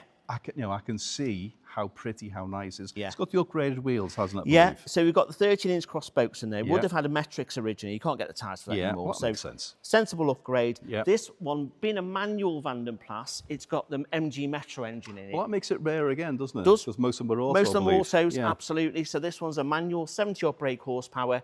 This one has had a restoration. It's had paint. Yeah. But again, like a few of the cars we've seen today, the restoration held up really well. Yeah. Not perfect, but super usable, super smart. And I reckon if you took this to a show, you wouldn't see another one because Metros are so rare these days. I agree. And again, price-wise on this? £6,000. £6,000 to £7,000? Maybe £7,000, yeah. I think 6 to 7 will probably buy that. Okay. Rare bit of kit, and it sounds great because it's got an aftermarket exhaust on it. Yeah. So it sounds really good. Okay, now, from one aftermarket exhaust to another, so to say. Well, here's a bit of fun for people. Left-hand drive, Beetle-based beach buggy, and what a treat. What a treat. Just a little bit of fun for what won't be a huge amount of money. It's no reserve, Jim. Well, do you know what? This kind of strikes me because it's, for lots of reasons. One, the left-hand drive leaves it open to European, and there's been some inquiries from Spain on this, incidentally. So you can see where it's going, possibly. It's very distinctive in its paint colour, but you know what? The important thing is, unlike a lot of beach buggies, this is correctly registered. Yeah. There's a lot of them aren't. Yeah. So that's the nice thing about this. So it gets away with all the insurance issues, so on and so forth. Yes. I think it's a great looking thing. It is. It is. It's got some sensible upgrades on a CD It has. player, full harnesses, Cobra seats, but you know what? It's just fun. Yeah, it is. I mean, the seats just need could do with a bit of a retrim there. There's just a little bit threadbare there. Well, do you know what you say that? If beach buggies tend to be left out, you know, have some fun, would you bother? Yeah, yeah, you just jump in it and have great fun, wouldn't you? You've got some great spots on the front there. Yeah, it's lovely. Just looks a treat. It sounds great. Yeah, it does. Sounds amazing. Obviously, it's a VW Beetle-based engine, but I suspect it's been tricked, not just in terms of its look. So you've got additional tinware there. It's got something going on there, hasn't it? It sounds good. This car has been as good as gold. We've jumped in it every time we wanted to move it, and it starts on the button. Yeah, and I do recall there was a bit of a scuffle to who was going to drive it. There was. So we're all growing men of a certain age, and we all wanted to play with that. Absolutely. No reserve on that one. No reserve. No Again, reserve. and that's the good thing. No reserve on that one. Right then, next car. Shall we look at this? Let's look at this. So this is a very, very tidy, very smart, cherished MG Midget. 68, it's had a heritage reshell at some point in time. Well, that's a good thing. And as a consequence, it has lots of money spent on it. Not just in terms of the shell, but it's had paint as well. So it's now presented in this black tulip colour. Black tulip, Which is an early 70s colour, BL colour. So not quite commensurate with the age of the car, but it presents lovely because it just sets the chrome off really well. Well, it'll be unique, won't it? Yeah, yeah. And it does set the chrome off well. It does. The chrome just brings it out, doesn't it? It's one of my favourite BL colours, that black tulip. Yeah. You've got the aftermarket leather seats as well. Yeah, it's got the rollover hoop as well. Rollover hoop. Little 1275 engine in this one. It's a manual, twin carb. Gets down the road absolutely fine. I've driven it. New hood, or newish hood, I should say. Yep. We've got an MOT on it as well. And that is a tidy, tidy little example. And how much is this going to be? Well, I think this is going to be in the region of £8,000, £7,000 to £8,000, Jim. Again, we took this to Tatton, didn't we? We took this to Tatton. And again, it got a lot of interest. It got a lot of interest because of what it is. Yep. Yeah, it's a tidy little car and it drives beautifully. Yep. Yeah, it just want, to be honest, it has been in storage. It hasn't been used much over the last 12 months or so. So it needs a run. Yeah. It needs a good run and a good blast. And do you know what was funny as well? I bumped into a chap at Tatton who was the original owner of this car. Oh, really? And the only reason he sold it was he was a bit taller than me. Right. And as age comes to us all, he said, I just couldn't get in and out of it. Right. And that's why he sold it. So right. I thought it was quite quaint, that, actually. Yeah, yeah. Because he came over all gooey-eyed and all excitable. So there you go. Right, next one. That happens, Jim, when people meet you. I only wish. Right. Another MG. Another MG. And again, this one, is a no-reserve car. Yep. And again, a gentleman bought this off us a few sales ago. Okay. And he got offered an MG Midget, bizarrely, right. that he just couldn't refuse. Right. So that's why he's had to let this go again. But it's come back in, it's no reserve. Yeah. Yes, it needs a bit of getting at, it needs a bit of love. Yeah. Lots of things to do, but you know what? Would you bother? I don't know. Like the red one, you might just jump in, start it, and drive it. And just start and drive it, yeah. Yeah. So it's an early rubber bumper, this one, isn't it? It's a very early rubber bumper. It's got the earlier dash. Yeah. Yeah. Rear arches just need a bit of work. Like you say, Jim, it is what it is, really. It's a usable example. You can jump in. You can, maybe you want to buy and improve it over the winter if you so wished. Well, if you wanted to, you could. And do you know what? It's one of those cars that, not that we encourage this a lot, but you could turn this into a chrome bumper. Ooh, you could do. It lends itself to that. But anyway, yeah, you could do. You could do. That's it's mid-70s, isn't it? And it's MOT, of course, MOT exempt, isn't it? Yeah. Historic. It is. Okie doke. Now then, very special car now. Ooh, now.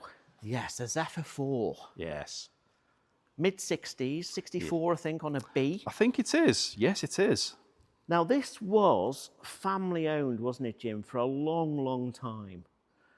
We've seen this car before. It got sold a couple of years ago, didn't it, through ourselves? It had an interesting story. It did. It got sold a couple of years ago, and it was bought by a company called Bridge Classics, who raffle cars, competitions. Yes. And they raffled it. They did a bit of bits and pieces to it and did a bit of fettling. And those boys are really good, so hire Gordon. When they do something on a car, they do it right. Yeah. And then they raffled it. A gentleman won it. He had some fun with it. Yeah. And then decided that he wanted to move it on, and here it is. Okay. So, I think the important thing with this is not just its mileage, which is very low. It's interior. From memory, 26,000 miles. The interior, like you say, that's what it's showing. The interior is still covered. Now, again, if you wanted to make a concourse, you may do something with the paintwork. You may buff it. as I'm walking round, there's a beautiful sticker here in the window which says all you need to know. It says only original once. Yeah. And that's very true. Absolutely. But again, good detailer might give this just a little bit more luster. Yeah. I think the black will come up really well, wouldn't it? With a good cut and good Yeah, polish. it would. It would. But nice car. Yeah. Now, this has had a new clutch as well in the last 12 months, 18 months or so. The vendor sorted that out. He was a chap who won it in the auction, actually, in the raffle. He was. And I think, you know, again, mid-60s Fords, tin worm, bit of an issue, but... Not this one. Not this one. This one is very tidy, isn't it? Yeah. Very tidy. It is. Well, these are cars in Z cars, weren't they, in the original... Well, the police did use them back in the day, didn't they? Yeah. Yeah. And we've got some trophies, I think. Certainly it's trophy winning that car as well. It's won competitions, this car. It has. And it's only got 3 previous owners and 2 are in the same family. So we're looking at somewhere between 8 and 10. Yeah. On that one. There or thereabouts. Right. Now. The Juniper Green. Juniper. Daimler, not a Jag. Not a Jag, a Daimler. So I reckon, or so I've been told, for every 10 XJs, Jag XJs, they built one Daimler Sov. So this is Daimler Sovereign, but 4.2. So this is very, very, very rare then. But Fraser, let me just extend that door for you. That door should tell all our viewers this is something special. You used the word extend. That was very impressive. Because it's a long wheelbase. It is. There you go. It's been extended. I like that, Timothy.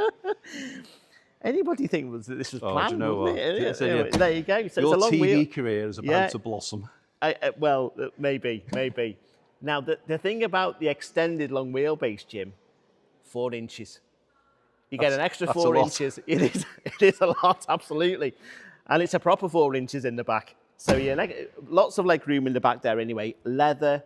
We understand this car's had a repaint at some point in time. Yeah, and why not? You know what, you can just about maybe just see evidence of that. Yeah, but again, if someone spends 500 quid on a good detailer, what would this look like? Yeah, absolutely. It looks fantastic. Yeah. It's showing 18,000, but not sure if that mileage is correct. We suspect it may be a little higher. Yes. And it will need some recommissioning because it has been stood a while. We do have some MOT history on it, though. Well, do you know what? You talk about this, that, and the other. It's been in the same family since 1983. Yeah. And that's massive. And it's been stored in the garage for an awful long time. When the car came to us, it was, inverted commas, a barn find. And it was dusty and this, that, and the other. And we were agonising whether to clean it or not, weren't we? And we decided to clean it. But what a good decision that was. Yeah, I think so. Because it's fantastic. You can actually see it, can't you? You can see what you're dealing with and what needs doing. And there's not a lot to do. No, I don't think so. No. Clean the chrome, clean the chrome, I think. Buff the paintwork. I think a bit of brasso on there would work a treat. I think it would. Yeah, I think you're right. Yeah. It's just got a great look. These Series 2 XJs with the slightly higher bumper for the US regulations. Well, they're rare, aren't they? If you watch a program from the 70s or the 80s, and someone's driving a Jaguar, you know that they're proper, or a Daimler. Yeah. And it was this car. It was this look. Fraser, just come over here, because one thing we should mention to our folks out there is this does come with a rack full of spares, Jim. Well, there's a boot full of spares there. Various bits of trim, rear lights. Well, that's important. Embellishers, rubbers. Yeah, hubcaps, everything. That's nice. Lots of stuff there. Yeah, nice. Great stuff. So that car will definitely live again. Price-wise on that, Jim? Price-wise on this, it's going to be somewhere between £8,000 and £10,000. 8 and 10. Okie doke. All right then. Now then, another one of your favourites. Yeah, another little midge, very similar to the Black Tulip one, actually. Yeah. This one's slightly earlier, and it's been debumpered, but again, a heritage reshell. But it's got the look, hasn't it? It's got the look. It's got a great look about it. The wires are lovely, the interior's nice with the red piping. I think it's got a great look about it. Nice, cheerful little starter classic. Isn't it? Yeah. I think, you could use this as it is. I think it's just a really good, usable little British it's a great classic. little car. And it's what a difference taking the bumpers off makes. I know. Just gives it a bit more of a sporty kind of look, doesn't it? Yeah, it does. The hood. The hood's good on it. The hood looks good. Yeah. Hood looks good on it. That rear screen is very clear. Rear screen's clear as well, yeah. That's good. But the interior's nice. Yep. it's had a little bit of modification here and there, but you know what? Yeah. All the better for it. There's a full write-up on the website of this one because there's honestly so much to say about this little car. There is. So have a look at the website on this one. £5,000 to £6,000 on that one, Jim. Yeah, and again, that's not expensive for that. No, I don't think so. Right then, now. Do you want to do the Bentley? We'll do the Bentley. So the Bentley T2. You know about this, don't you? I do. It's it left the factory in a different colour. Okay. But then it was painted, I believe. Right. So, but the colour is amazing. It's absolutely amazing. It's had a Everflex new vinyl roof. This is a recent addition. Right. Okay. Did the Spider come with the Spider came with it, yeah. That was an optional extra. Got the magnolia leather with the blue carpets. Yeah. And with the blue piping on the seating. I say blue. Yeah. It's very much similar to the paintwork. So yeah, it is, a lot of it? thought's gone into this. Yeah. So I mean, it's all about the interiors with these cars, it's all about the isn't interior. it? Well, it's just the presence, isn't it? The presence, isn't it? But, yeah. Yeah. Again, what we were saying before about the Daimler and the Jaguar. Yeah. This is not a Rolls-Royce. This is a Bentley. Yeah. Now, they only made 558 of these. Right, okay. Okay. And as time goes on, there's no way there's going to be 558 of them left. No. No. For various reasons. So this is a survivor. Again, it's lovely. It's got beautiful set of alloys on it. The colour combination with the colour, the Everflex roof and the magnolia, it just leaps out at you, doesn't it? It does. It does. It just leaps out. It's a Chrome very, looks very pretty rare good. car.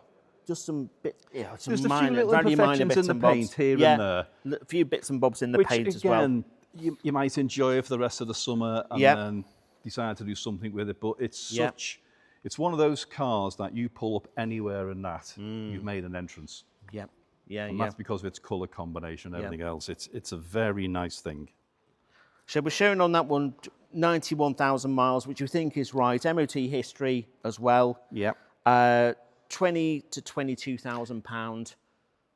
And something you need to read that on the web as well, because the paperwork that comes with this is immense. Lots of paperwork. It's got its build sheets, it's got its satisfactory sheets when it left the factory, it's got its dealer acceptance sheets. Paperwork is fabulous. Great. And again, that's a big part of a car's value. So that's amazing. Okay. Then we move on to this.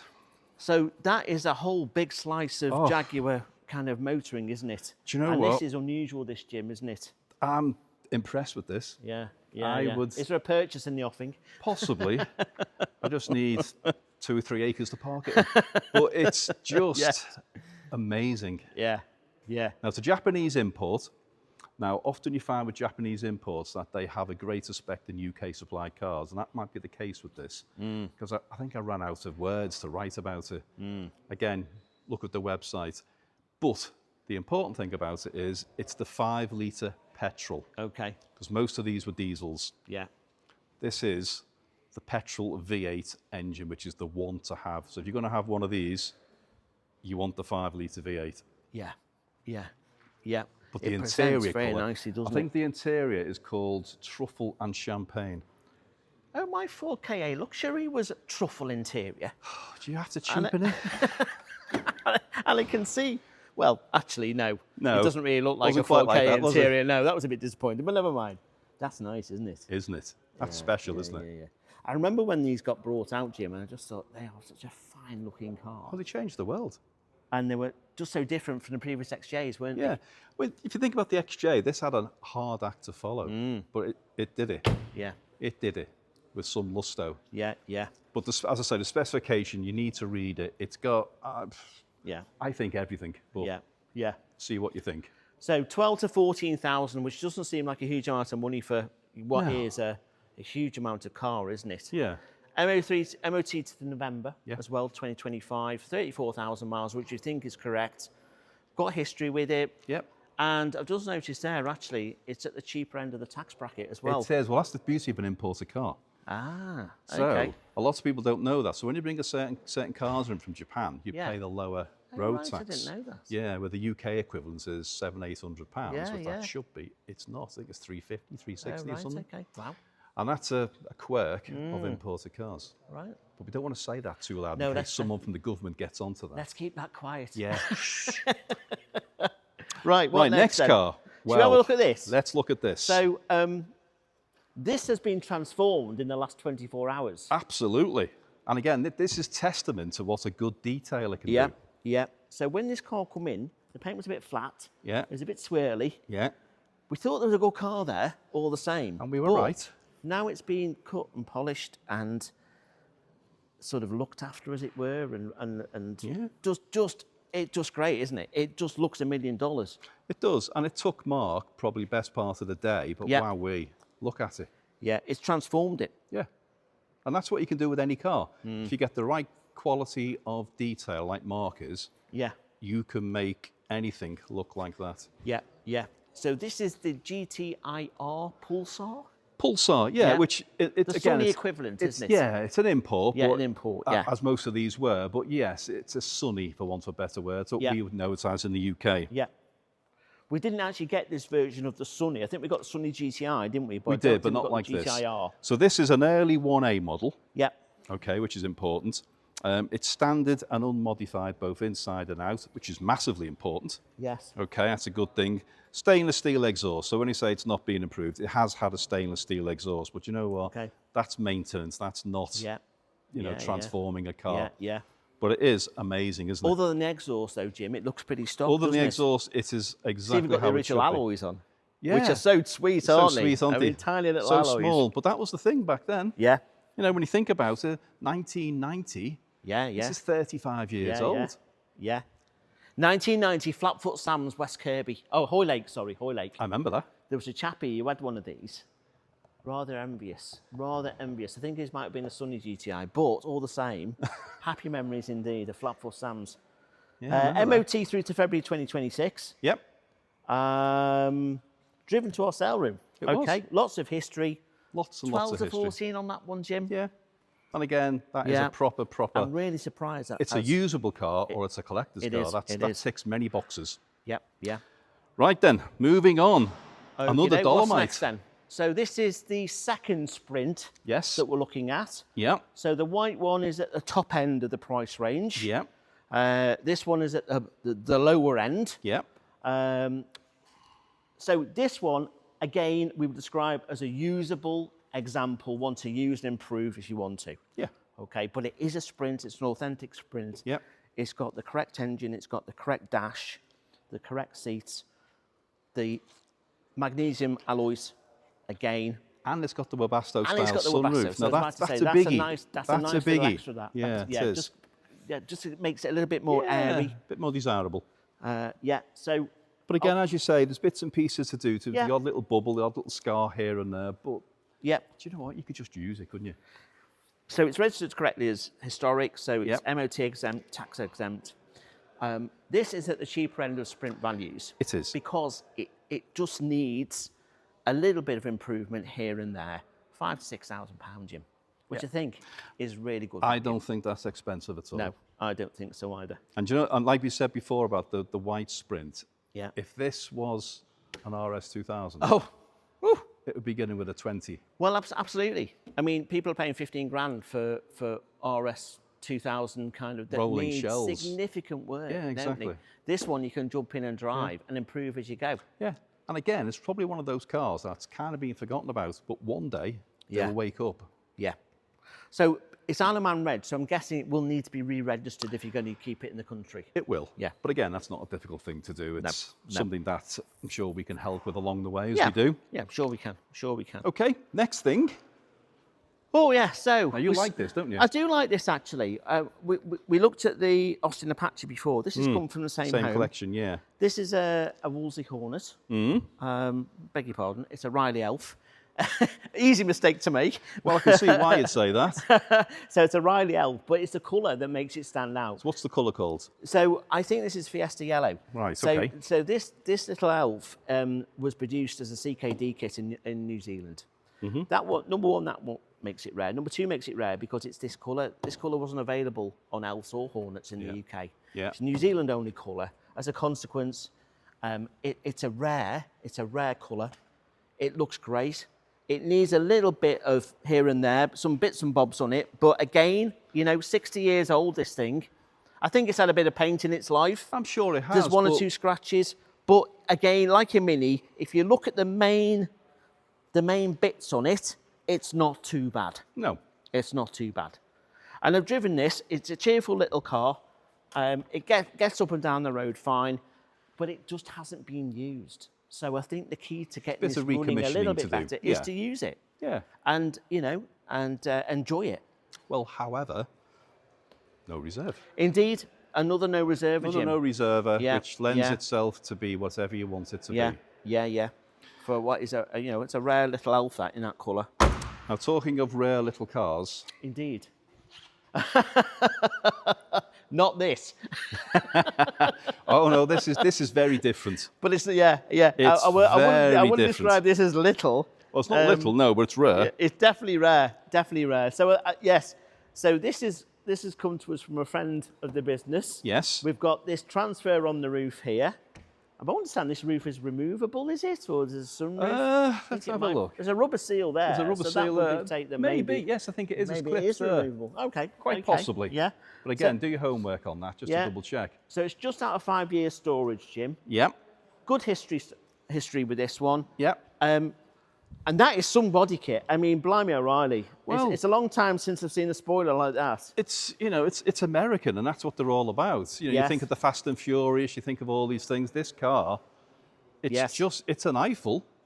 It is an Eiffel. It is an Eiffel, you know, as it says on the side, 5.7 tuned port injection. That's some mechanics in there. It is. It is. So that'll be a V8, won't it? 5.7 litre I guess V8, it will be, yeah. It's showing 97,000 miles. Yep. But again, the good thing about it is, you know, it really is mid-80s Americano. Yeah. Of the time when they made muscle cars. This is a muscle car from that time. Yeah. Price-wise, it's going to be somewhere between £8,000 and £9,000. Okay. Just a couple of points. It looks as though the wheels just need some attention because they're losing air. Yeah. So that's one thing to bear in mind. But notwithstanding that, that's a significant piece of Americana there, isn't it? Like you say. It's an Eiffel, I tell you. Red with red, again, it's quite unusual, that. And we think 8 to 9 on that one, do we, Jim? Yeah. We do. Okay. Now we go from one American coupe to a British coupe. A British coupe, okay. Yeah, so XJS, obviously. Yes. The 86, 87, It is. It's a 5.3 V12. Yeah. It's fabulous colour. Fabulous colour. The low interior, owners. though. Interior, beautiful. You've got it's to kind come of like and see. a greeny... Come look at this interior, Fraser. This interior is something else. Kind of like a greeny olive colour, isn't it? It is. Olive is the word. With... Can you get through there, Fraser?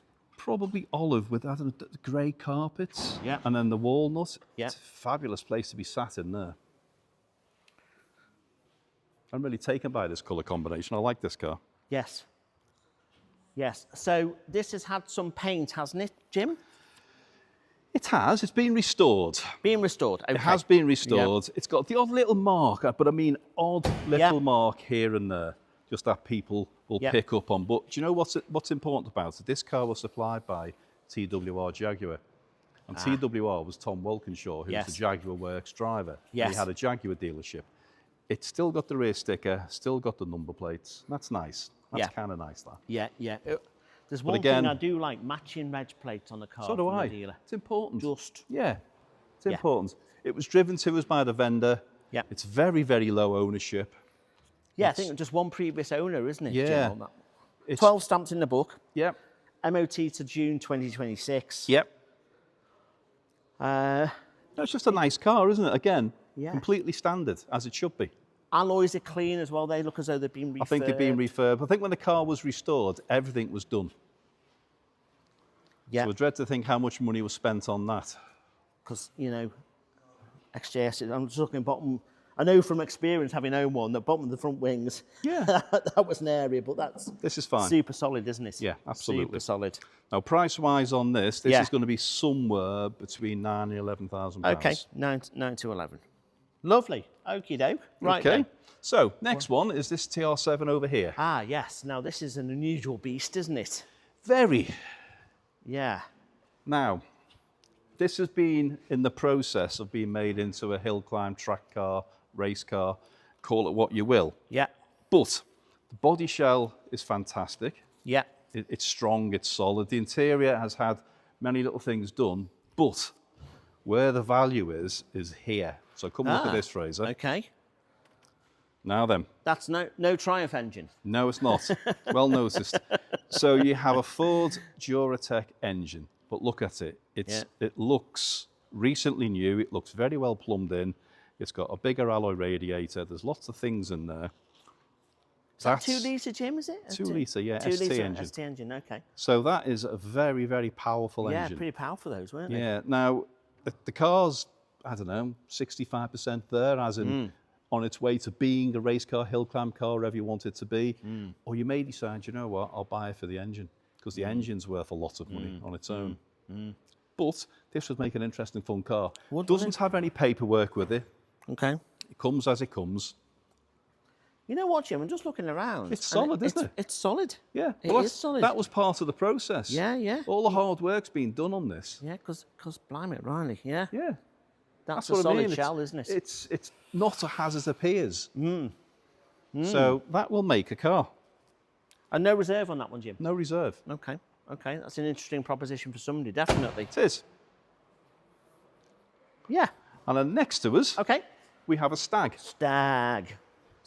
Stag. Well, You like a that, don't you? Stag. Early one, Jim. A very early one, 73. Very early. 73, yeah, okay. So, in your favourite colour? Russet brown. Well, or is it? no, not quite. I Oh. don't think it is russet brown, actually. It looks a little bit too brown to be russet brown. That sounds a little bit of Yeah. a contradiction in terms. That's but as clear as I mud, don't thank you. think it is russet brown. In fact, no, it's not. But very period. Very period colour. Even with the caps rather than the alloys. With the caps, and it goes really well with the interior as well. It does. The tan-coloured interior. The interior is quite nice on this, by the way. Yeah. And it's got the hard top. Okay. Okay, now, little thing about the car, there's a mark on the hard top here. Yeah. There's a few little battle scars scratch here there. and there. And I think the arch is starting to go on the rear, Yeah. round this side, and the bumpers need doing. Yeah, scratch But there. it did develop a gearbox fault on its way to us. Right. Okay, we don't know what it is, but it starts and it drives. Yes. But we don't drive it far. Okay. So No. it has got a gearbox fault. It has got a bit of rust here and there. It has got a dint or two. However, it's somewhere between £5,000 and £6,000. Okay. So that's not expensive. Yeah, transmission leak, we reckon, on the bottom. Reckon it's a leak one, but we're not 100% I did sure move of this that. around yesterday, so it does actually. Oh, it does. It start moves. and It does and move. moves. It's just But leaking you're not- transmission, but you don't want to. and we want to be wise with it. Yeah, so you don't want to use it for an extended period, do you? no. Okay, right. Let's wander up here and let's look at this Toyota Hilux. So this was interesting when it come in, Jim. Oh, very. So it might look as though it's done a few miles, It hasn't. but it hasn't, has it? No, it hasn't. This has got an interesting story. It's a crew cab, so it's the Yeah. four-door, four-seater. Yeah. It's 1997, 2.4 four-wheel drive. Yep. 25,000 miles. Okay. Okay, now, Okay. contrary to its appearance, that is believed to be genuine. Okay. And the reason why, this was a car that was used on runways at airports. Okay. So, if you ever notice when you fly around the world in your jet-set lifestyle, Yes. before the plane takes off, you'll see a four-wheel drive shoot down the runway to check, get rid of birds, that Yes. type of thing. Yes. And then before the plane lands, they do the same sort of thing. This was one of those cars. Right. Okay. So the okay. mileage it's done has been on runways, Right. Okay. and that is it. Okay. And that would explain some of the stickers. It's had, you can see Fire and here, it says rescue it's Rescue and 1, Rescue Fire and 1. Rescue, that type of thing. Yeah. Barton that's what- Aerodrome. You Yeah. can see that there. So it's just local aerodrome So up what the would you road do from with us. that? I mean, would you repaint that, Jim, or would you just leave as it is and just Well, use it? Well, without giving anything away, I had one of our good customers come in the other day who was bought and sold a load of these concourse ones, you know, with 100,000+ miles. And this is the reverse of what he normally does. He said, you know what, I'm going to buy that, whether he does, remains to be seen. And 25,000 miles can never be No, recreated. absolutely. That's its value. And he said, I'll repaint it. Yeah. So it might cost me £4,000 or £5,000 to bring it back to concourse. He says, then you've got a low mileage concourse Toyota Hilux. Yeah. Now he's been selling these things for £25,000, £30,000. Wow. So who knew there was such a market for these things? So that is one option, or as you say, just use it. Use it. Okay. But I think if it was me, I think I'd restore it. So you got some documents with it? It's got paperwork with it. It's Yeah. got records of where it's been, what it's done. Yeah. It's got you know, it runs and drives. Yeah. You know, it's just as it should be. Yeah. Yeah. Yeah. You know, being Barton Airfield, which is a local airport, it came from RRG in Salford Keys, which is the local Toyota dealer. It's just a local car that's out of use. Yeah. But it's solid. Yep. And it's got some nitro gas shocks there by the looks It of has. it. So someone has already started to do things to Yeah, it. they have. Yeah. Okay, that's interesting. I'd be very, very interested to see how that goes on Saturday. Well, it's going to be somewhat Because that more. could fly, couldn't it? It like will, you say, find another 20,000 mile. There probably isn't one Toyota for that pick. sort of money anyway. No. That's going to be somewhere between £7,000 and £8,000, Okay, cool. but maybe more. Or for a touch more, you could have this. So GMC truck, 50s, 1950s. Now it's running a 6.6 litre Pontiac Trans Am engine, V8. Special. It's got a TH400 turbo automatic transmission and Camaro running gear. Wow. It starts on the button. We had no problems with it at all. It sounds absolutely awesome. It rocks on its steadies, as it were. Bit like me on a good night out. Bit like you, yeah. So yeah, it's a real slice of Americana. Well, it definitely. is. It's been pinstriped. It's been the red wheels with the centre caps. I mean, it's got the Budweiser logo in the load bed. It's got the red interior. Yep. It looks fantastic in the white with the red. There's little bits of imperfections on the paint here and there, but Yeah, there are. do you know what? There are. Does Yeah. it matter? Well, the owner wasn't fussed by that because he used it as it was. Yeah. If you're being critical, I suppose you could have a look at the bottom of the front wings, the rear wings as well. Well, you could, but If you want to, but But you know what? If you wanted to buy one of these, that was concourse, you'd be into £40,000+. yeah, you would. You would. This Absolutely. isn't. So Absolutely. that's the difference. Yeah. Nice interior, quality leather, very Bentley-esque actually interior, and you got that nice little pinstripe in there on the bonnet Well, I there, think Jim. that's not pinstripe, that's paint. Oh well, That's even been better. painted, that. Even better. Yeah, so that's actually being painted. So, Yeah. because I think the Yeah, chap's yeah. got the signature on as well. It's just pleasant, isn't it? So this has come from the same home as the Ford Thunderbird. Yeah. So they're into Americana. Yes. They are enthusiasts with I their can American tell. cars. So consequently, it has been looked after. Yeah. Dave does his own servicing, and this has had money spent on it as well, over and above what Dave's done to it. Yeah. So yeah, I think that'll do really well. I'm hoping it does. 12 to 14,000 on that one. That Jim. just sounds cheap to me. It does. That sounds very, very cheap. It does. Left hooker as well. So who knows where it might end up? Because we've seen cars all over the world. Yeah, exactly. So it might go to Spain, might go to Europe, might go back to the States. Who knows? You don't know. Okay. Where are we on to next then, Jim? We're on to this. Okie doke. Now, Defender 90, but with a big twist. Okay. So, Defender 90 in grey, lots of trick on it, LED lights, nice set of alloy wheels, checker plate, expensive mud flaps, all the things that you want to see. It was a utility vehicle. It's now, the back's been retrimmed, but there's no seat in it, so it can be whatever you want it to be. Okay. In the back, with the glass, with the safari windows. It's got a lovely set of front seats in it. It's a little bit trick inside. All those things are brilliant. However, on it goes. Because it is fitted with a Discovery 3.9 V8 engine and automatic gearbox. Oh, right, okay. So how unusual is that? Unusual. Yeah. Very unusual. So it's very, very tastefully modified. I think it looks fantastic. It's been in ownership since 2014. Yeah. It's just comes with a cherished plate on it as well, which is quite nice. Yeah. So it's got a lot going on. This works, doesn't Defender. it? Yeah. It's got quite a look at. But a 3.9 with an auto box. Yeah. Yeah. How rare is that? I mean, that looks like a 30, 40 grander, doesn't it? Yeah. But it won't be. No, it's not. Now, there seems to be a little bit, and then you need to read what it says on our notes. Okay. We're not quite sure because it says the HPI report states that it was on VicCar records, but no VCar. Now, that means, well, I don't quite know what it means, to be honest with you. It hasn't got a category against it, but it is registered. Now, the vendor's not quite sure either. We're kind of reading between the lines, and we think it might have been around the time that the engine and gearbox went into it. Okay. That something happened. But Again, at the end of the day, it's a Defender. Yeah, yeah. So it doesn't And it's been matter. inspected, presumably It's been inspected, okay. yeah. Okay. So, but have a read of what it says and satisfy yourself that you're happy with what it is and do your own checks on it. But we're not quite sure, if we're honest with you.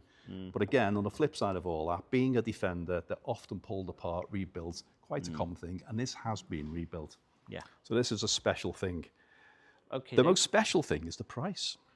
Yeah. Now, you said before 30 to 40,000 pounds, 30 or didn't 40 you? grand's worth. Yeah. Well, there is a 3 and a 4 in it. It's 13 to 14,000 All right, pounds. well, even better. I know, it's Even better. Yeah, I mean, a number plate's worth a couple of grand. Yeah. Let alone everything else. Yeah. Okay. Okay. So that's going to be an interesting one to watch. MOT on it as well to February, Jim. Yeah. 86,000 miles Yeah. showing. Interesting car. Keys. It's a fine looking thing now. It's a very fine looking thing. Now then, carrying on the Fine looking things. Land Rover Defender. Onto Range Rover. So, Okay. again, this is a very special Range Rover as well.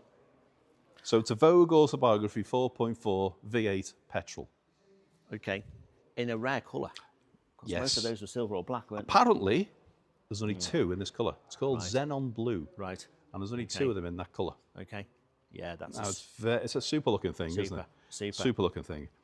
And if you look at that car in that colour, that specification, the interior is to die for as well. Yeah. So Fraser will have a look in there. It's, you know, the price this is going to be, it's going to be somewhere between 12 and 14,000 pounds. Okay. A brand new one today, albeit they're a bit different, I Yeah. get that. But a brand new one today is 120, 130, maybe a bit more. Absolutely. Yeah. Say you bought this for 50 and a 16. Yeah. You've got 100 grand in your pocket. Yeah. Yeah. And you've got a car which Yeah. will probably get more attention than a brand new one. Yeah. And that's important. Yeah, we've got a ticket on this one till next year as well, March 2026. 50,000 miles showing, Jim. Yep. Which again we think is correct. We do. So yeah, paintwork is pretty straight on that, isn't it? Yeah. Colour-coded gills down the side. Sometimes those get changed to silver, don't they? But it's just a little bleb there, just on the door. But Yeah. really, being really picky. Well, there's got really to be picky, something but, here, isn't little there? There's going to blab be a there, mark or but- two here and there. Of course there is. Of course there is. What do we expect? But Yeah. look at it. Yeah, that's super, isn't It's it? beautiful. We've got some history with it as well, Jim. It's got some history. Yeah. Yeah. But it's just, Okay. I think it's factory standard, Yeah. but it's rare with the colour. It's the petrol engine and it's the autobiography. So a lot of boxes ticked there. Yeah. Nice, isn't Okay. it? Yeah. Have a read of the listing on the website of that one as well. Yep. Because that is a grand looking thing. Right, Timothy. Okay, another mini, Jim. Another mini. Another mini. Tell me all about this. Yeah, so this one's a little bit unusual. It's come to us from the deceased estate, which we've got the other Mini Cooper from. Yes. And the XR3i. So this was built for his use only. So it's safe to say it's a combination of parts that yeah. he's put together. The basic identity is a 1971 Mini. So it's tax and MOT exempt, but obviously it's not a 1971 car because I think it's a later body shell. Yeah. So it's probably been reshelled at some point in time. Yeah. It's got a mid-90s Mini Sprite interior.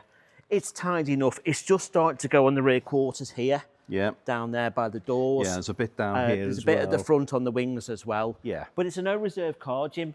And Well- I think the one to use this, it's a daily use if you wanted to use it. It's got an upgraded engine, we understand. So we've been told it's running a 1293 cc engine. So it's a 1275 that's been bored out.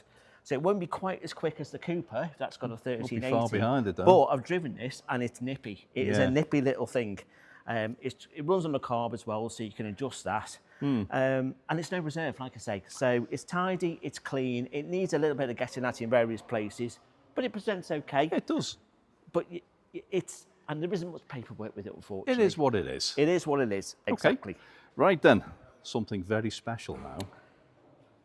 Yeah, yeah. It's not quite Kylie, it's Kimberly, isn't it? Well, it's from the same part of the world. It's from the same part of the world as Kylie.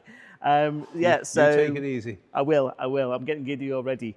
So this basically is a BL, British Leyland, BLMC, whatever you want to call it, Kimberley. Is this Austin one of Kimberley. these kits again that was taken to, or was it built in No, Australia? it was built in it was actually built in Australia. It's an Australia market only car. Right. And it was to compete with the Holdens of the time. It was British Leyland's offering the precursor to the P76 model that came in the mid-70s. Yep. It's basically, you'll recognise the doors. They're Austin Maxi, they're Austin 1800 Landcrab doors with a different front and rear. This one's running the 2.2 petrol engine as well. Okay. It comes from the same collection as the Austin Apache and the Victoria we're going to show people at the moment, and the little Riley Elf. The Riley Elf. It's tidy and it's clean. Again, it's been in storage. It's not been used to a huge extent. It's just a real rare car. One of one in the UK, we think. Yeah.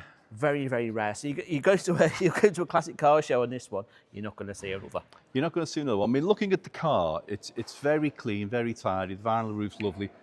You may do the paintwork on it. Yeah, I think it needs a cut and a polish because it does. There are blemishes on there, Jim. It but looks like rain, doesn't it? It looks like water. Yeah, it does. It looks like water stood on it. Whether that would come back or whether it wouldn't, I don't know. But it would be worth a go. Yeah. However, one of one in the UK. One of one, absolutely. That has to be.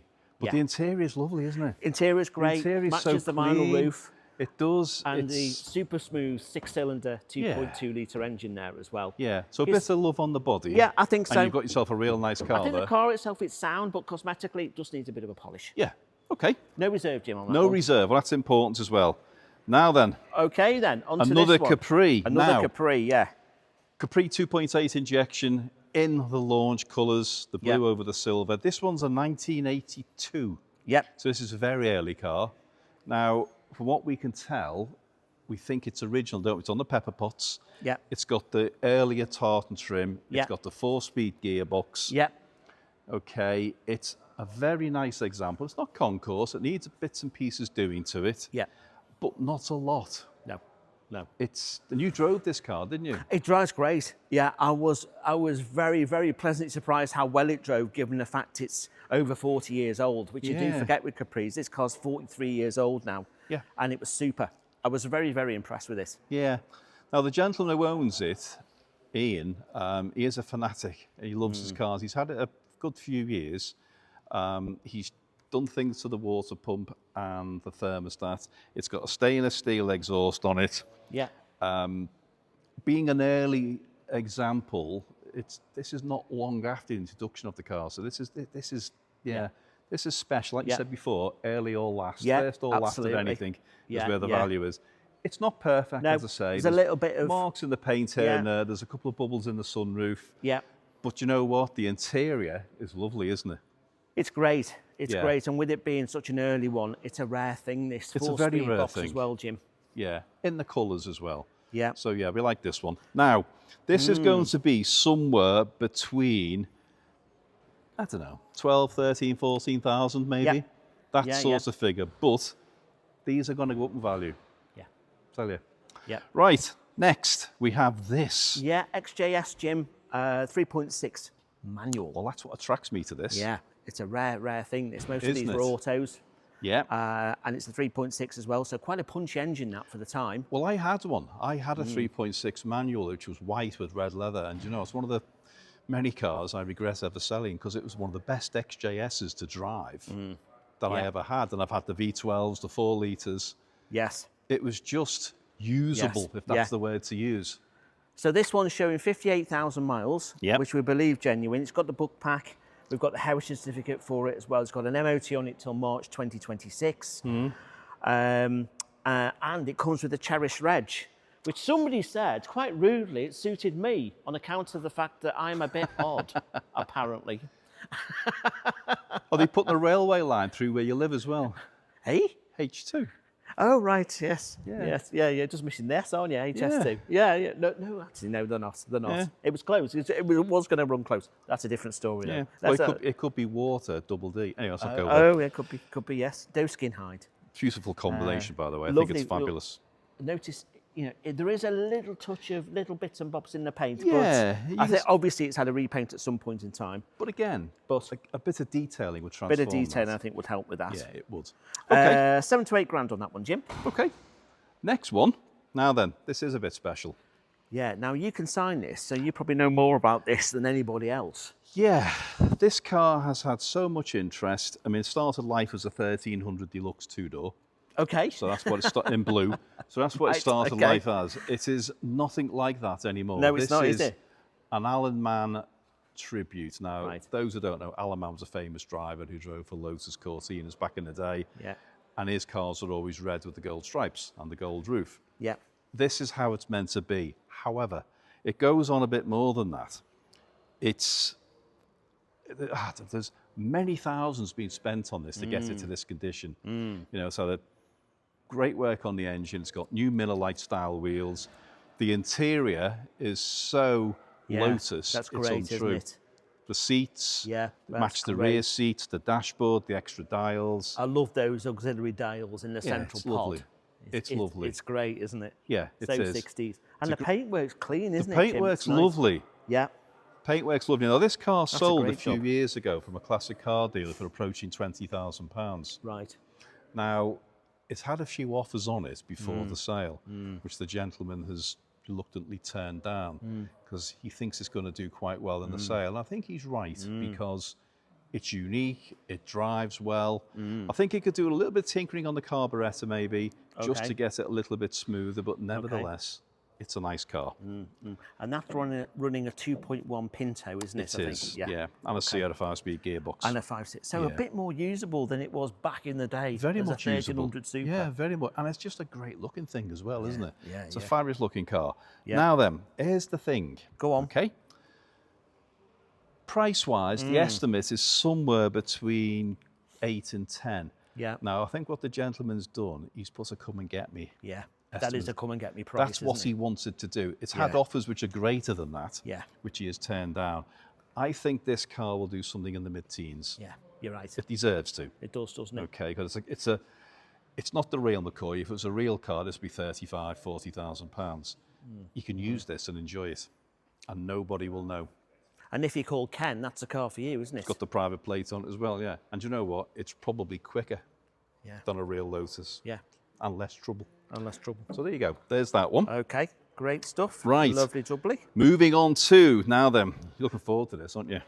Well, similar to the Apache, actually, Jim. So this is another unusual British Leyland product. This one was built in Spain by the Authy company, which was a kind of a joint venture between British Leyland at the time and the Spanish company. Again, Spanish market, they like the little boots. So those of you that went to Mallorca and Menorca and Spain in the 70s and 80s like I did, might have noticed a Renault 5 with a boot, which is the Renault 7. Yes. There you go. So here we go. This is the equivalent, basically. The best way to think of this car, I think, is an Austin 1300 GT with a boot. Because you get the 1275 twin carb engine up front, you get the sporty dash, you get the sporty wheels, but it's a little bit more comfortable because you get bit more room. The crushed velour inside, but it's pure Austin 1300 GT. It's a bit of everything. As I'm stood here at the back end of it, and I'm seeing Triumph 2000. Yeah, very Triumph, absolutely. It's a bit of everything, isn't it? Yeah, it's a bit of everything. Yeah. Harvest Gold, I will call that colour. I think that is. Good colour. Good, great colour. Yeah, 1970s. And again, even down to the wheels, you know, with those those alloy wheels, it just looks so great. It's very 70s. Yeah. 70,000 miles showing, and it's that one's another no reserve actually, Jim. So that will do whatever it does on the day. I did notice there's a little bit of damage here at the back. So if you can just see there, there's a slight dent there, it's just isn't had a little bit with just a little kiss there. It's nothing serious. No. Maybe a dent man might be able to get that out for you. I mean, there's a few imperfections here and there. Absolutely. And it's entitled to. Yeah. But no reserve. No reserve on that one. That'll do what that does. That'll do what that does. And then we're moving on to, now, your little Fiesta. There it is. So, little Fiesta. Yes. So were you to step into a Blake showroom in Liverpool in 1987... Doherty's Runcorn. Yeah, exactly. This may well have been that was just in the show. Yeah. So this car was originally sold at Doherty's Runcorn in 1987, and it was kept by the first owner until the back end of 1988, when he traded it in at Skyway Ford in Liverpool, and it was bought by the second owner. And it wasn't ever sold again. In the early 90s, it was tucked away in a garage and forgotten about. And it was recently recovered. Unfortunately, the lady who bought it in 1988 has died. So the executors reached out and the car was saved. And the person that bought the car was in two minds. What did they do? Did they recommission it or just sell it like it was with its flat tyres? They took the view, actually, going to recommission it, get it starting, running, driving, serviced, all the rest of it. Fresh MOT on it as well, new tyres. Now, the real kicker with this is 11,000 miles from you. Gee whiz. Now, there's no service history with it, unfortunately. We do have the original book pack, but no service history. But you can just tell by the interior, and you can tell by the under the bonnet, you can tell by the arches, and where Fiestas go, it's not gone, it's has it? super clean. Yeah. There were one or two little paint imperfections. I think that's down to the storage. I think you're right. It's not rot as such. No, it's just a little bit of spidering here and there. Yeah, exactly that.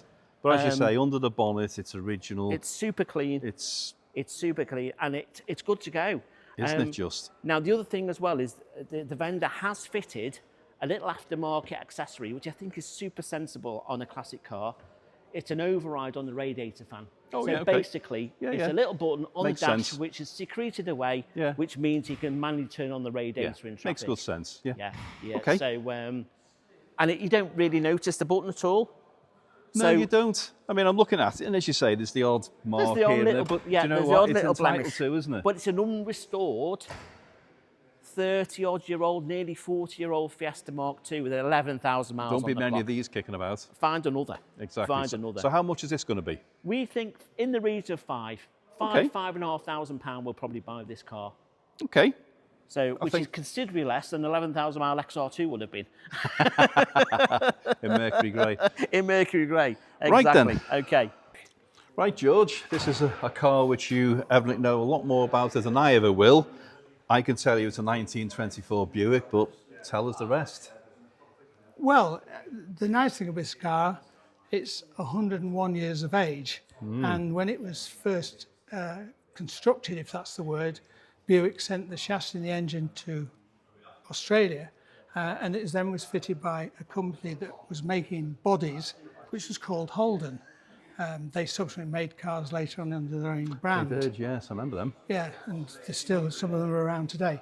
But this is a perfect example of a car that's much loved and has had not a lot of work needed to done with it.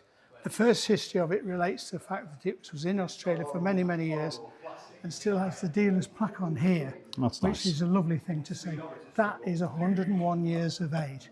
But I actually think so are the seats and things like that. It's not perfect, it's not a show queen, but unfortunately it's come from a very good friend of mine who just used to love this car, get in it and drive it. He lived in Yorkshire and he went miles and miles in it. And while we've had it here, it's started and run every minute we had it.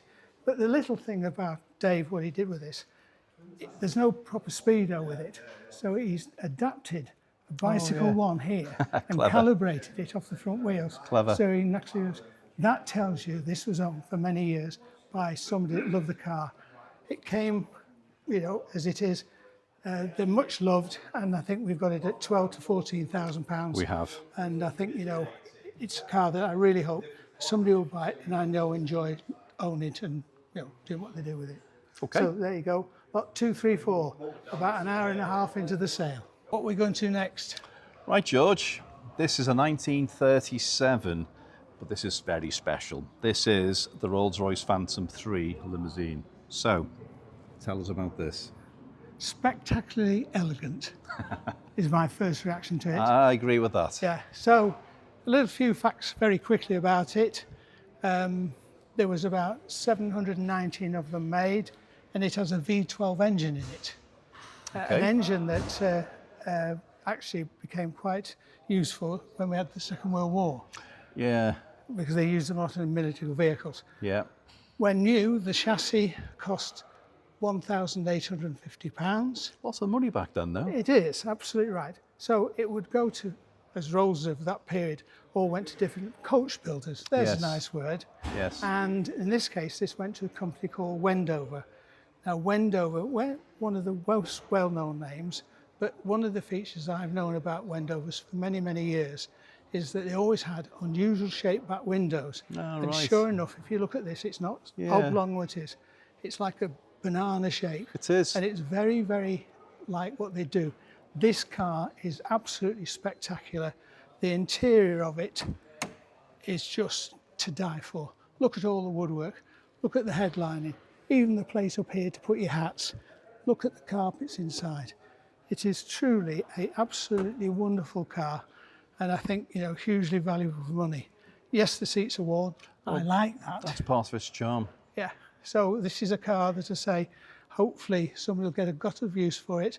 And oh, by the way, just on it by you, Fraser, you can actually put 4 people in the back as well. So mum and dad in the back, 2 children or 3 children there, the chauffeur drives. in the front. Yeah. So, Fantastic. So there you go. That's a lovely car, which is also in our sale. And I'm sure that somebody who buys this car will have a lot of fun with it. Absolutely. And you won't see another one on Sainsbury's car park. No. Or other supermarkets if you want other The promotions. supermarkets are available, yes. George, this is a very special car, isn't it? Yeah, 258. Little did I know that when I first saw this car in 1982, after it had been restored, some 43 years later, we've been having it for sale. Who knew? Who knew how the world has changed? In fact, I have pictures, which is still got, of this at Alton Park in 1983 with the people that actually ran it for a long time, Doug Robinson. Sadly, we've not been able to sell it, so it's been reduced again. And whoever buys this car, considering it was painted and trimmed all those years ago, this is a very elegant 4-seater car. Yeah. What's also very important to remember about these cars, you'll see a lot of them here is straight. Yes. With the cutaway doors, it makes steering very easy to do. With your Yeah, elbows. your elbows. Yeah. All cars like this, you need to have 2 wheels on the steering wheel. You can't do it with 1 finger. No. It comes with all the weather equipment. Weather equipment's with it in the back. The Absolutely. hood is good. And as you said before, it's been reduced. It's now going to be somewhere between £50,000 and £55,000. And if you were to have a car done to this, I mean, the testament to the quality, I mean, I know a lot of the people are still alive that worked on it. Sadly, Roy, who did the work on it, passed away a few years ago. But it's testament to the skill of the people involved with it. It is. And it's just a lovely car. You know, whether you like Old English white or you'd like to have it burgundy with black wings, that can be done. But anyway, 258, please bid on it. Somewhere between £50,000 and £55,000. That's correct. Should buy it. Go on, George, after you. Well, for me, this is the star of the show. I agree. You know, for many, many reasons. It's a stunningly beautiful car, and I could talk about this for hours and hours and hours. But what I will say is I think that people, hopefully that are interested in this car, please look at the website, because this is a bit of motoring history It is. in every way. There's lots of things I like about it, and I think testament to David, who helped to restore it, get the engine running in a really good condition. The whole thing of it is absolutely beautiful. I would love to have driven it, but I don't think I can get in it. But one thing that I've always felt, that people driving these cars in the 20s, wooden steering wheel, which is slightly sprung, right, because of the roads being so bouncy, must have been a fantastic experience. These were sweet little cars that not a lot were made, but equally as well, I just think that whoever buys this car will have a lot of fun with it. It might need a little bit of reconditioning because it's not been on the road for nearly a year, but it does start. I've not driven it, but just please have a look on the website, come and visit the car.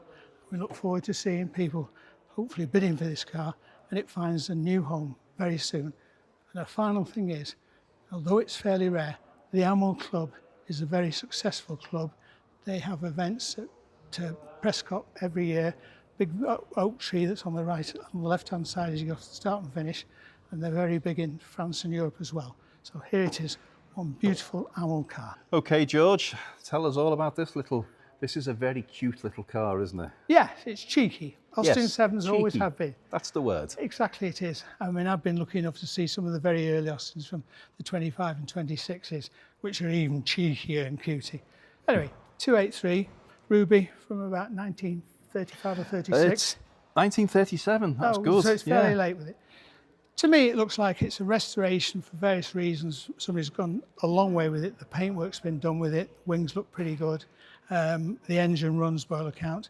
I drove it briefly. The clutch definitely needs some attention. Yes. I mean, I've driven enough of Austin 7s, but this is a very vicious clutch. I'm sure it probably just needs, it won't be adjustment. It'll probably need having a new clutch in it.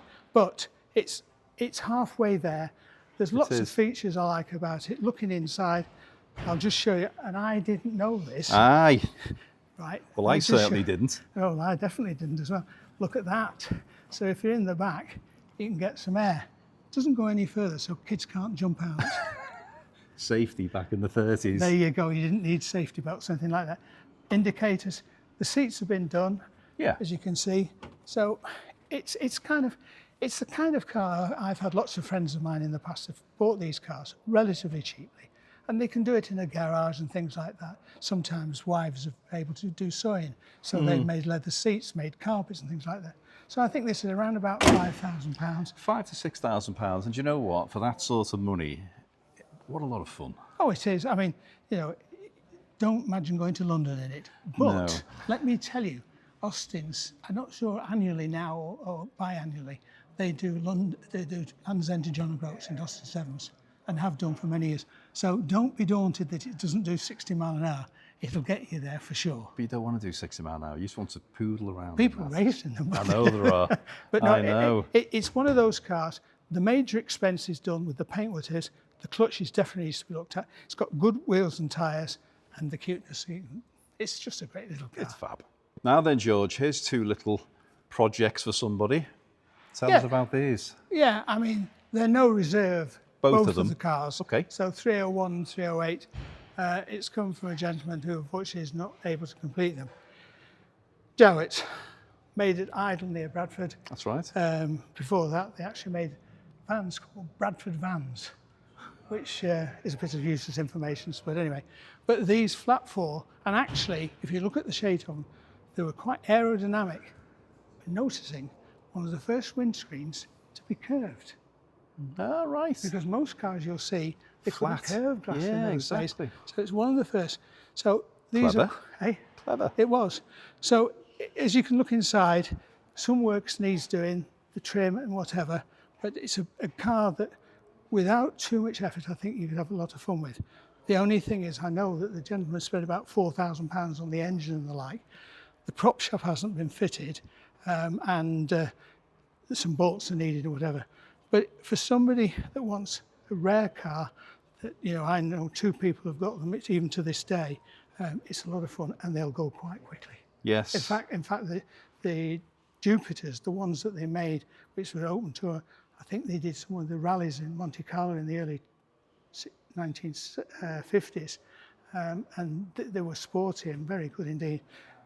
Sadly, you have suicide doors, but you can't have everything. But there you go. It's no reserve. It's towards the end of the sale. Okay. And I actually think, you know, without too much effort, you know, a bit of effort and time, this is very saleable. Sorry, well, it's very savable is the word I should have used. So it's no reserve, and look forward to somebody bidding on 301. Taking us to 308. Yes. Well, this is a car that looks very tired, but it survived. Well, it's got some interesting history, and it was with an owner for so many years. And the most important thing, all the tinware is in fantastic conditions. And when you look at that, for that to shut, it tells you all. It's impressive, isn't it? It tells you all the woodwork it's not rotten or anything like that. We've not had it running, but we think it has. And inside again, it's a large four-seater. And I think the seats could be saved. They might need a little bit of work. The roof, obviously, that can be easily done with some vinyl. The bodywork, as I say, is fairly good. And again, it's no reserve. It comes towards the end of the sale. And I've seen people who've restored these and driven miles and miles in them. Oh, yeah. So these last two cars that I've just talked about, they've survived 80 years, and have survived for 80 years. I think they deserve another life, and let's hope to see them back on the road very soon. Agreed. Right, Timothy. Okay. Peugeot 309 GTI. With a twist. With a twist. Yeah. So this one's got the MI16 engine fitted out to a 405. Yep. It has been bare metal at some point in time. It has been restored. As a consequence, it presents very nicely. It does. 160,000 miles. Yeah. But you never tell looking at the condition No, of it. absolutely not. We've seen it before. The owner's had his fun, brought it back in. Yeah. And we're hoping to get between 6.5 and 7.5 for us. Okay, I can see that. MOT through to March 26 on that one. Now this is special. This is very special, Jim. This sounds an absolute treat, doesn't it? It does. And what makes it special, it's an R32, Yeah. which is special in itself. However, the biggie, it's manual. It's a manual. Most of these were DSG. Yeah, and it's a 3-door as well. And it's a 3-door. So 3-door manual, looks the part, looks Yeah. $1 million. It's got a nice set of wheels on, they're aftermarket, I think the Racing Dynamics, I think. Yes. Blue calipers, and as you say, the exhaust system is... Yeah. Sounds like a straight-through exhaust. I'm sure it's not, but it sounds fantastic. It sounds fantastic. Yeah, nice car. I drove that car. It drives very well. It's had a stealth remap. Yeah. So the vendor reckons it's pushing out about 260 brake. That might explain why it drives well. Lots of history. 102,000 miles. Timing chain was done in September 2024. Yeah. MOT through to June 2026. Yeah. Wingback heated seats. Well, again, have you seen a price of them? Oh, I a know. couple of grand each, or Yeah, a they pair? are, yeah. Couple of grand Oh, a yeah. pair? Easily. Yeah. Easily. So yeah, that kind of ticks most boxes for I that think car. so. I think so. Yeah. 8.5 to 9.5 on that one, Jim. Yeah, great value. Here's something equally as special, I'd say. Well, I've got to admit something to you here. You've got a bit of a liking for I've this. got a haven't guilty you? pleasure for this. I'm not I surprised, had one actually. a number of years ago, but it was the Cellar Speed gearbox. Right. This is manual. This is manual. Absolutely. This would be yeah. fun car. Yeah. This. Enthusiast owned, Jim, for the last 10 years. Yeah, I can tell. Jet fin alloys. Yeah. Black leather, coilovers, 130,000 miles.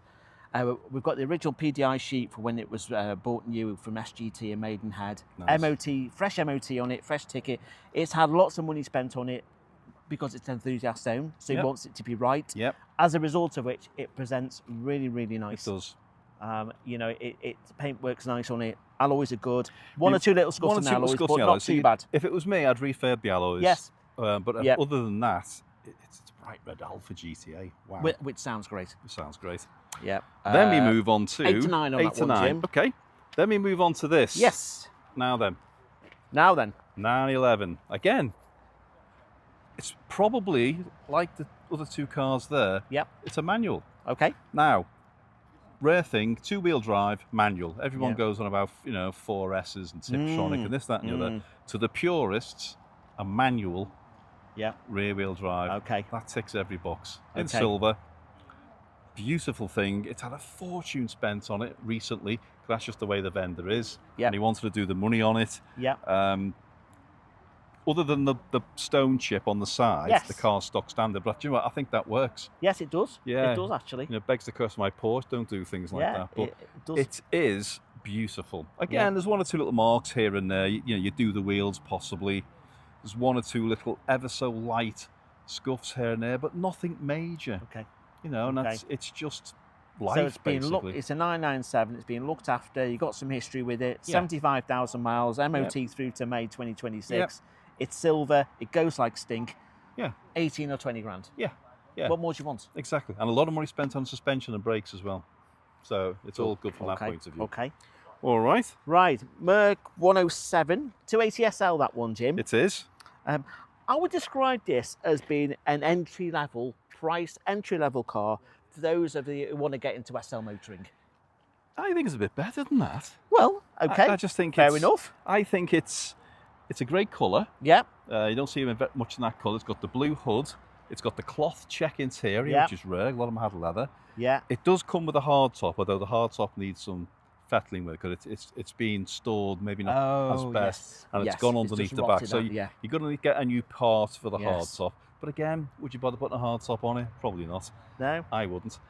I think it's a No, nice no. car. It's got the Mexican hat alloys. It's got the driving lamps. It's very much of its time.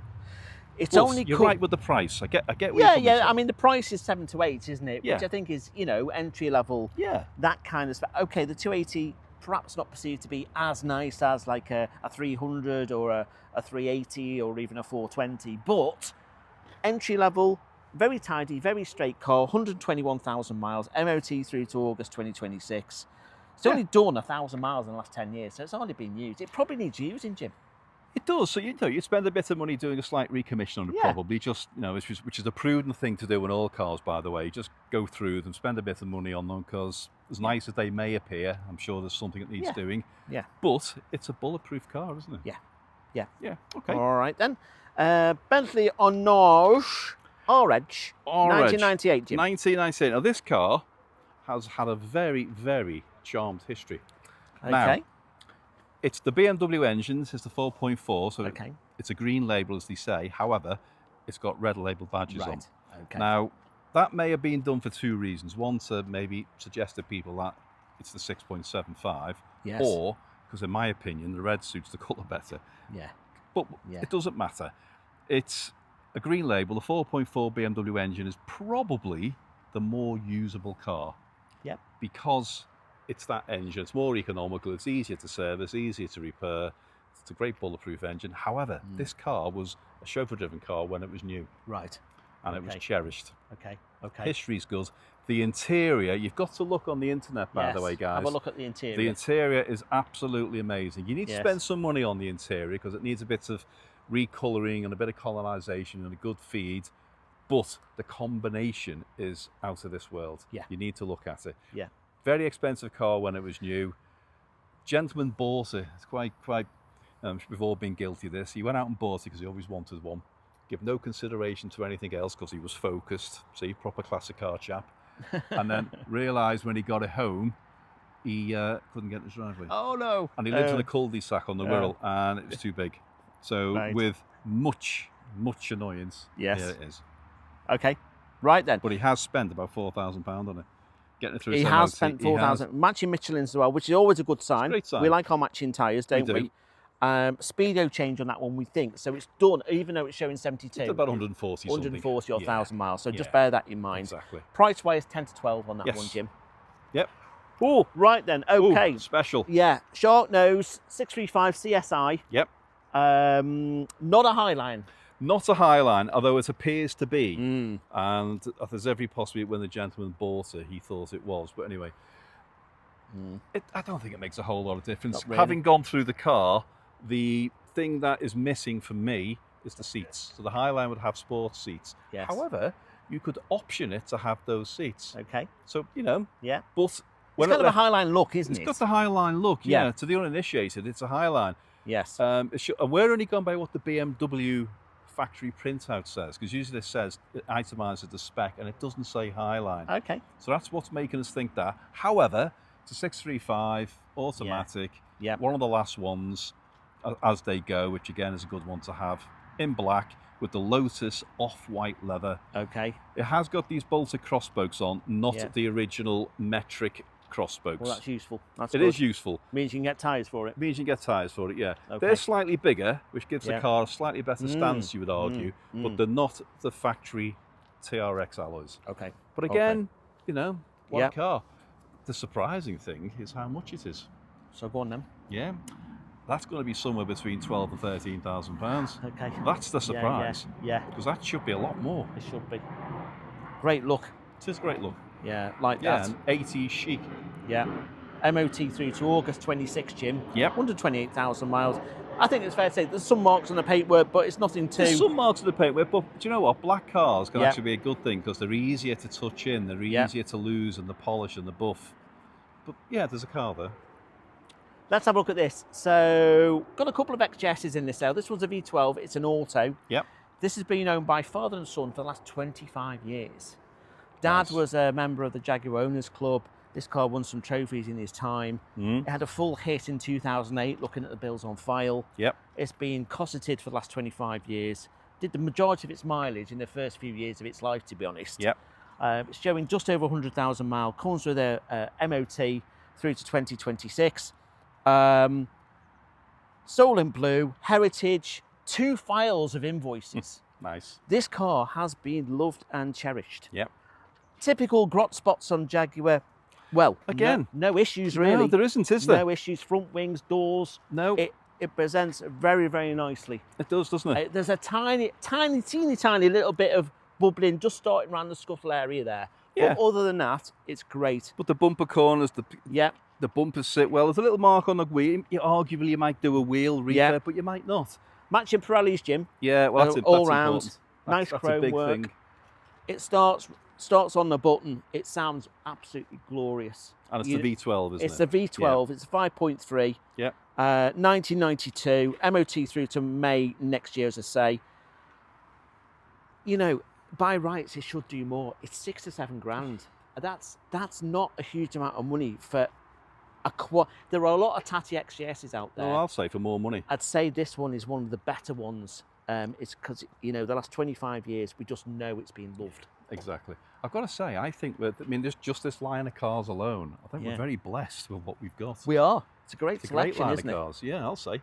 Talking of which, and it carries on. It does. Let's have a look at this one. So SLK, obviously Merc. Yeah.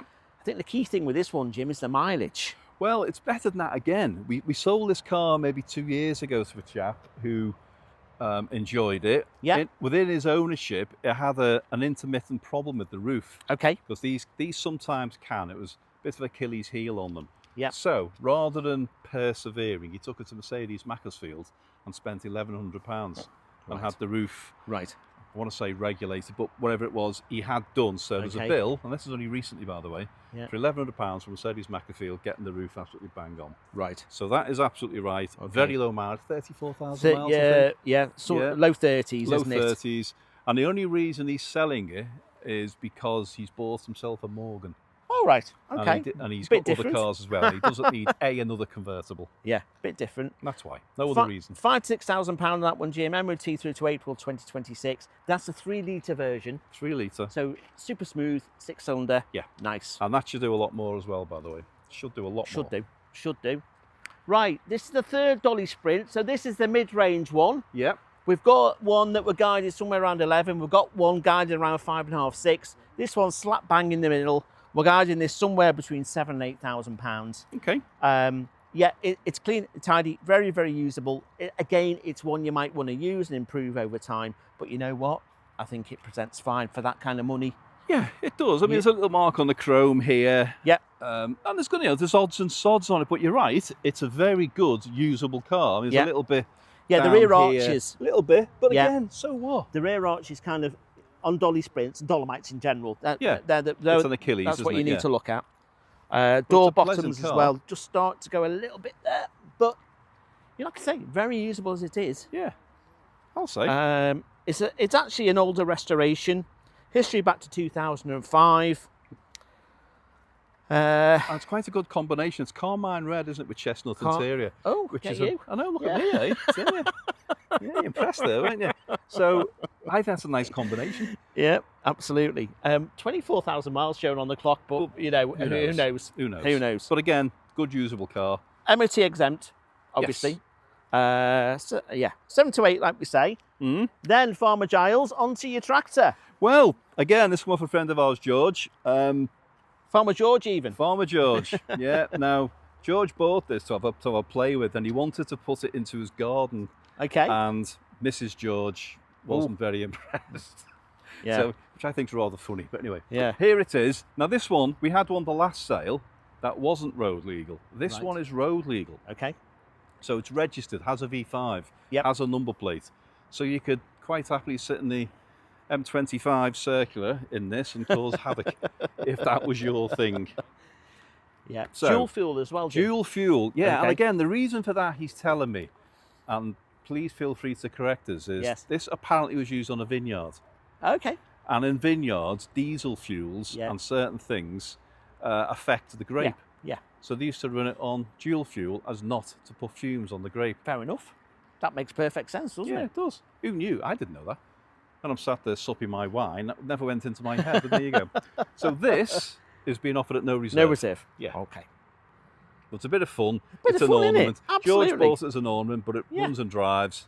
bit of fun. Whatever you want it it looks to in be. decent nick, you know, for a 50s tractor. Yeah, it does. I mean, that's 70 or 75 years old. It's not concourse, it's usable. well, Well, that's what you want it to be. Yeah. Okay, cool. All right. Okay, next one. Y-Reg 2001 Boxster. This is the manual. It's a 2.7, isn't it? 2.7, yeah, manual. Again, this is one that was bought through us earlier on this year. I think it was or late last year. It was. He's had his fun. Struggling to get in and out of it, which he doesn't. He's not scared to admit. I think he's improved it. He has done bits and bobs to it, I don't think definitely. it looked that clean last no, time, so I think he's made it a whole lot better. Yeah. So well done for that. There's a tiny little rip in the hood here. I noticed there's a little bit of sellotape that's just been put over there, but I know you can get these rear windows replaced and re-stitched in there. Yeah. But you know, it's clean and tidy, 70,000 miles or so, MOT'd. We've got history. I think, you know, entry-level Porsche motoring, maybe.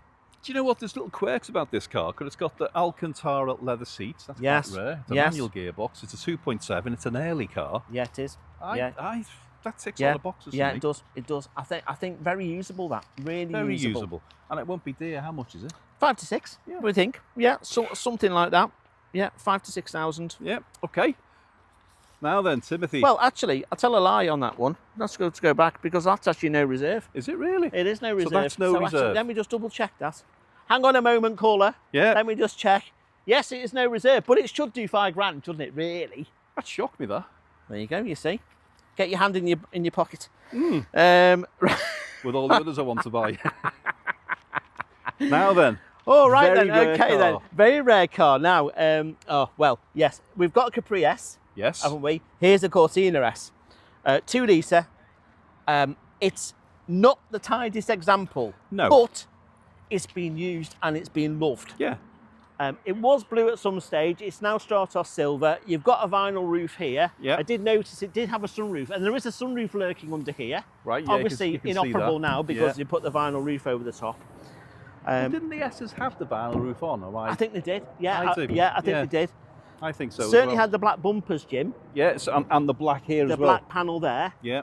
The S striping's correct. Yep. It's got the stripy seats inside. Yep. These bonnet latches are aftermarket, which, you know, period, I would say. It's got the spotlights on the front. Late 70s, Cortina S. Well, as you say, I mean, yes, it needs, a lot of love. But you know what? Yeah. How rare is it? Yeah. If you spent, I don't know, £4,000 or £5,000 getting that concourse, what a car! What a car! The chap who's consigned it, he told me he uses it nearly every day, and he just goes down the shop in it.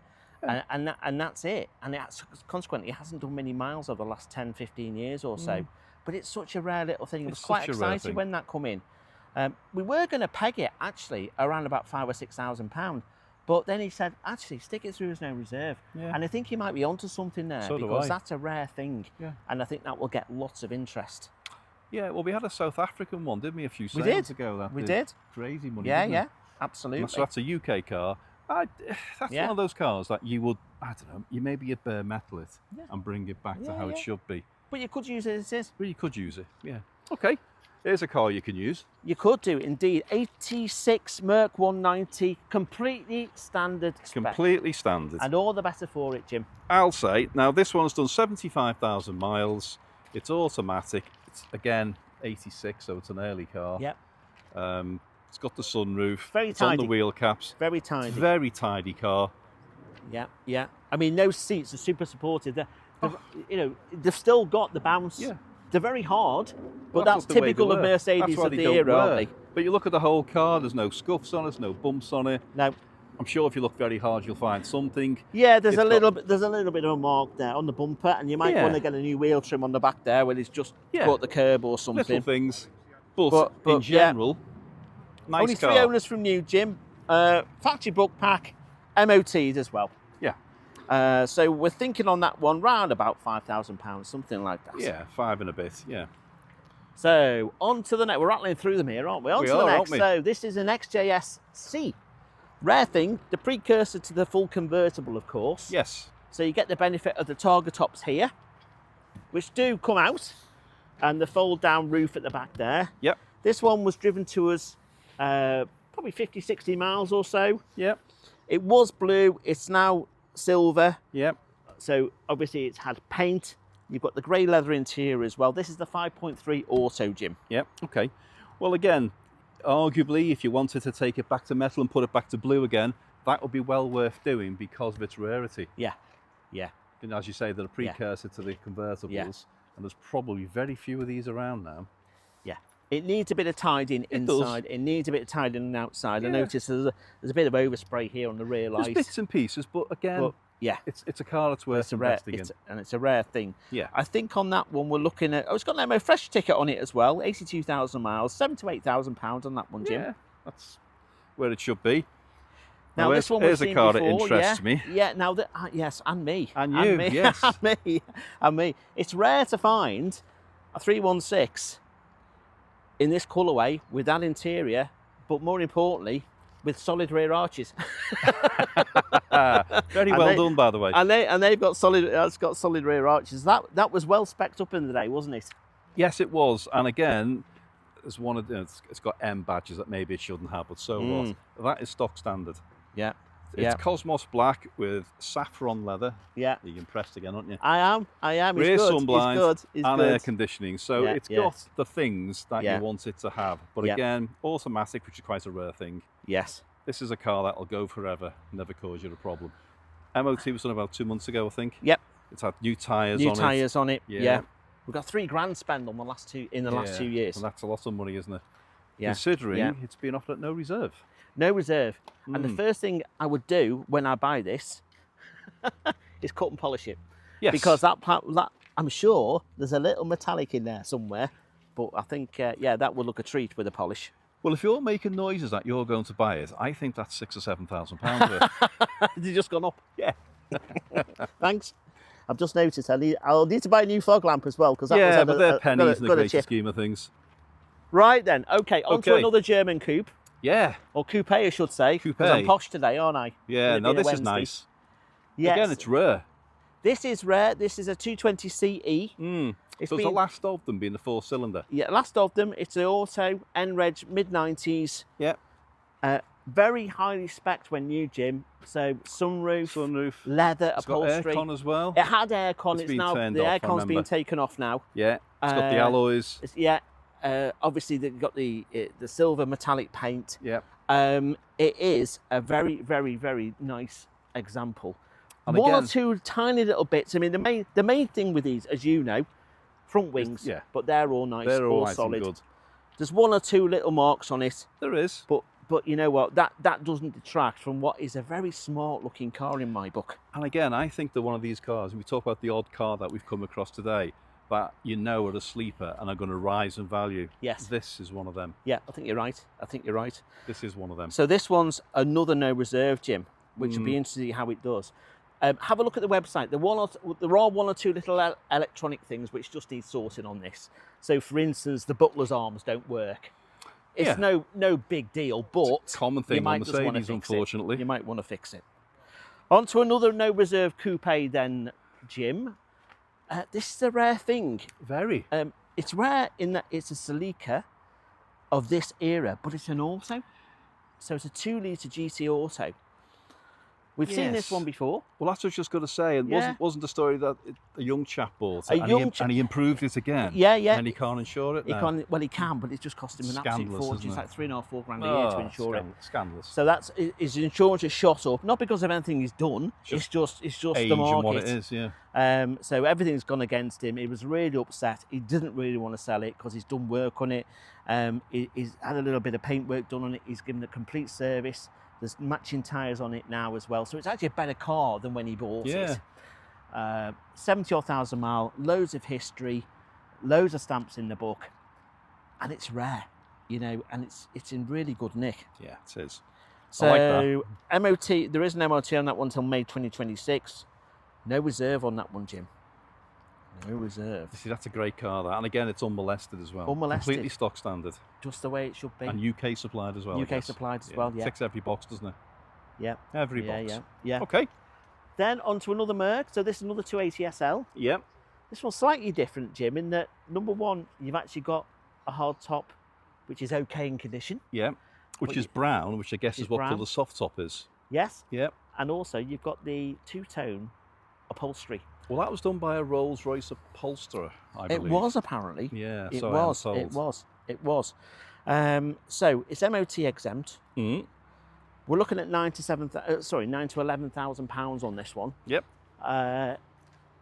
Mexican hat alloys. It was driven here, I think from Stoke or somewhere like Somewhere that. along those lines, Yeah. So one thing to note on this is that it's not running particularly well. It's got a slight misfire, hasn't A it? little bit of a misfire, so Yeah. it's just down on one cylinder. Yeah. So you know, we have to be fair and honest when we talk about the cars. That's actually in the description as well. So something to bear in mind. It does need sorting, but other than that, it's clean and tidy. I would say, looking at the wings, yeah, I think it's had a bit of paint, but it's had a bit of paint, what? but it is a tidy car. Rear but arches are okay. it's, as I say, the individuality of the sunroof, or the metal roof being this colour, and the interior is beautiful. Yeah, It's a beautiful place to sit in there. it is indeed. Absolutely, absolutely. Yeah. Okay. Okay then, right, another on to Mercedes. this later incarnation of the SL. This is the 350. Yep. Obviously with the roof that folds back automatically. Yep. Do you know something about this car? Okay. It's got lots of history. It's very original. The guy who bought it from us early part of this year has actually improved it. So he's put Michelin tyres on it. He's had a look at the brakes and sorted the rear brakes out. Yep. It's got an MOT on it to the end of the year. I'm not sure there is a better value German convertible on the market at the moment. We've than said these. this, haven't we? I just think they're amazing value. This is a 70 grand car when it was new. Yeah, and we have this debate in the office, don't we? There's Yeah. certain cars you think, why on earth are they only that price? Yeah. I don't know.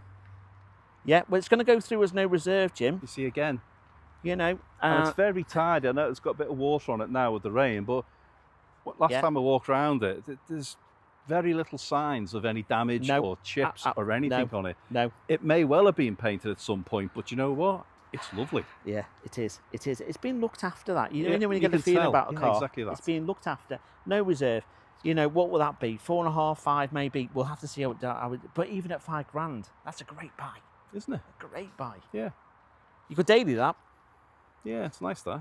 You could actually daily it. I think you could. Yeah. It's economic. Well, I say it's economical. It's much more economical than the 5 litre V8. Well, but if you've got a light touch with your accelerator, much like yourself, you know, it's okay. It's okay. You'll be okay. You should get 30 mpg, no problem. You should do, but if you're going to buy a car like that, maybe economy is not the forefront of your mind. True. Yeah. I True, can see true. me in that, and you in the black coupe. Let's do it. And we can go to Flatfoot Sam's and Hesby. There we go. Right, moving on. Come on. Okay, Rover P6, 3.5 litre auto, not an S. Not an it's S. the auto. Yep. Almond with the tan leather. I'm going to cut to the chase. I think the interior is the best part of this car. Yeah. I think it's had a bit of paint. Yeah, it has. There's a bit of a mismatch between the driver's wing and the door. But in saying that, it's pretty solid. It's all there. It is. The lines are good on it. I think these are really underrated. Me too. You know, you've got the 3.5 litre silky smooth V8 there, easy to maintain, pretty bulletproof those engines. Hardly ever hear of any issues with those V8s. Yep. No, agreed. Interior is nice on it. We are looking at probably somewhere between 5.5 and 6.5 on that one. But again, it's one of those cars that.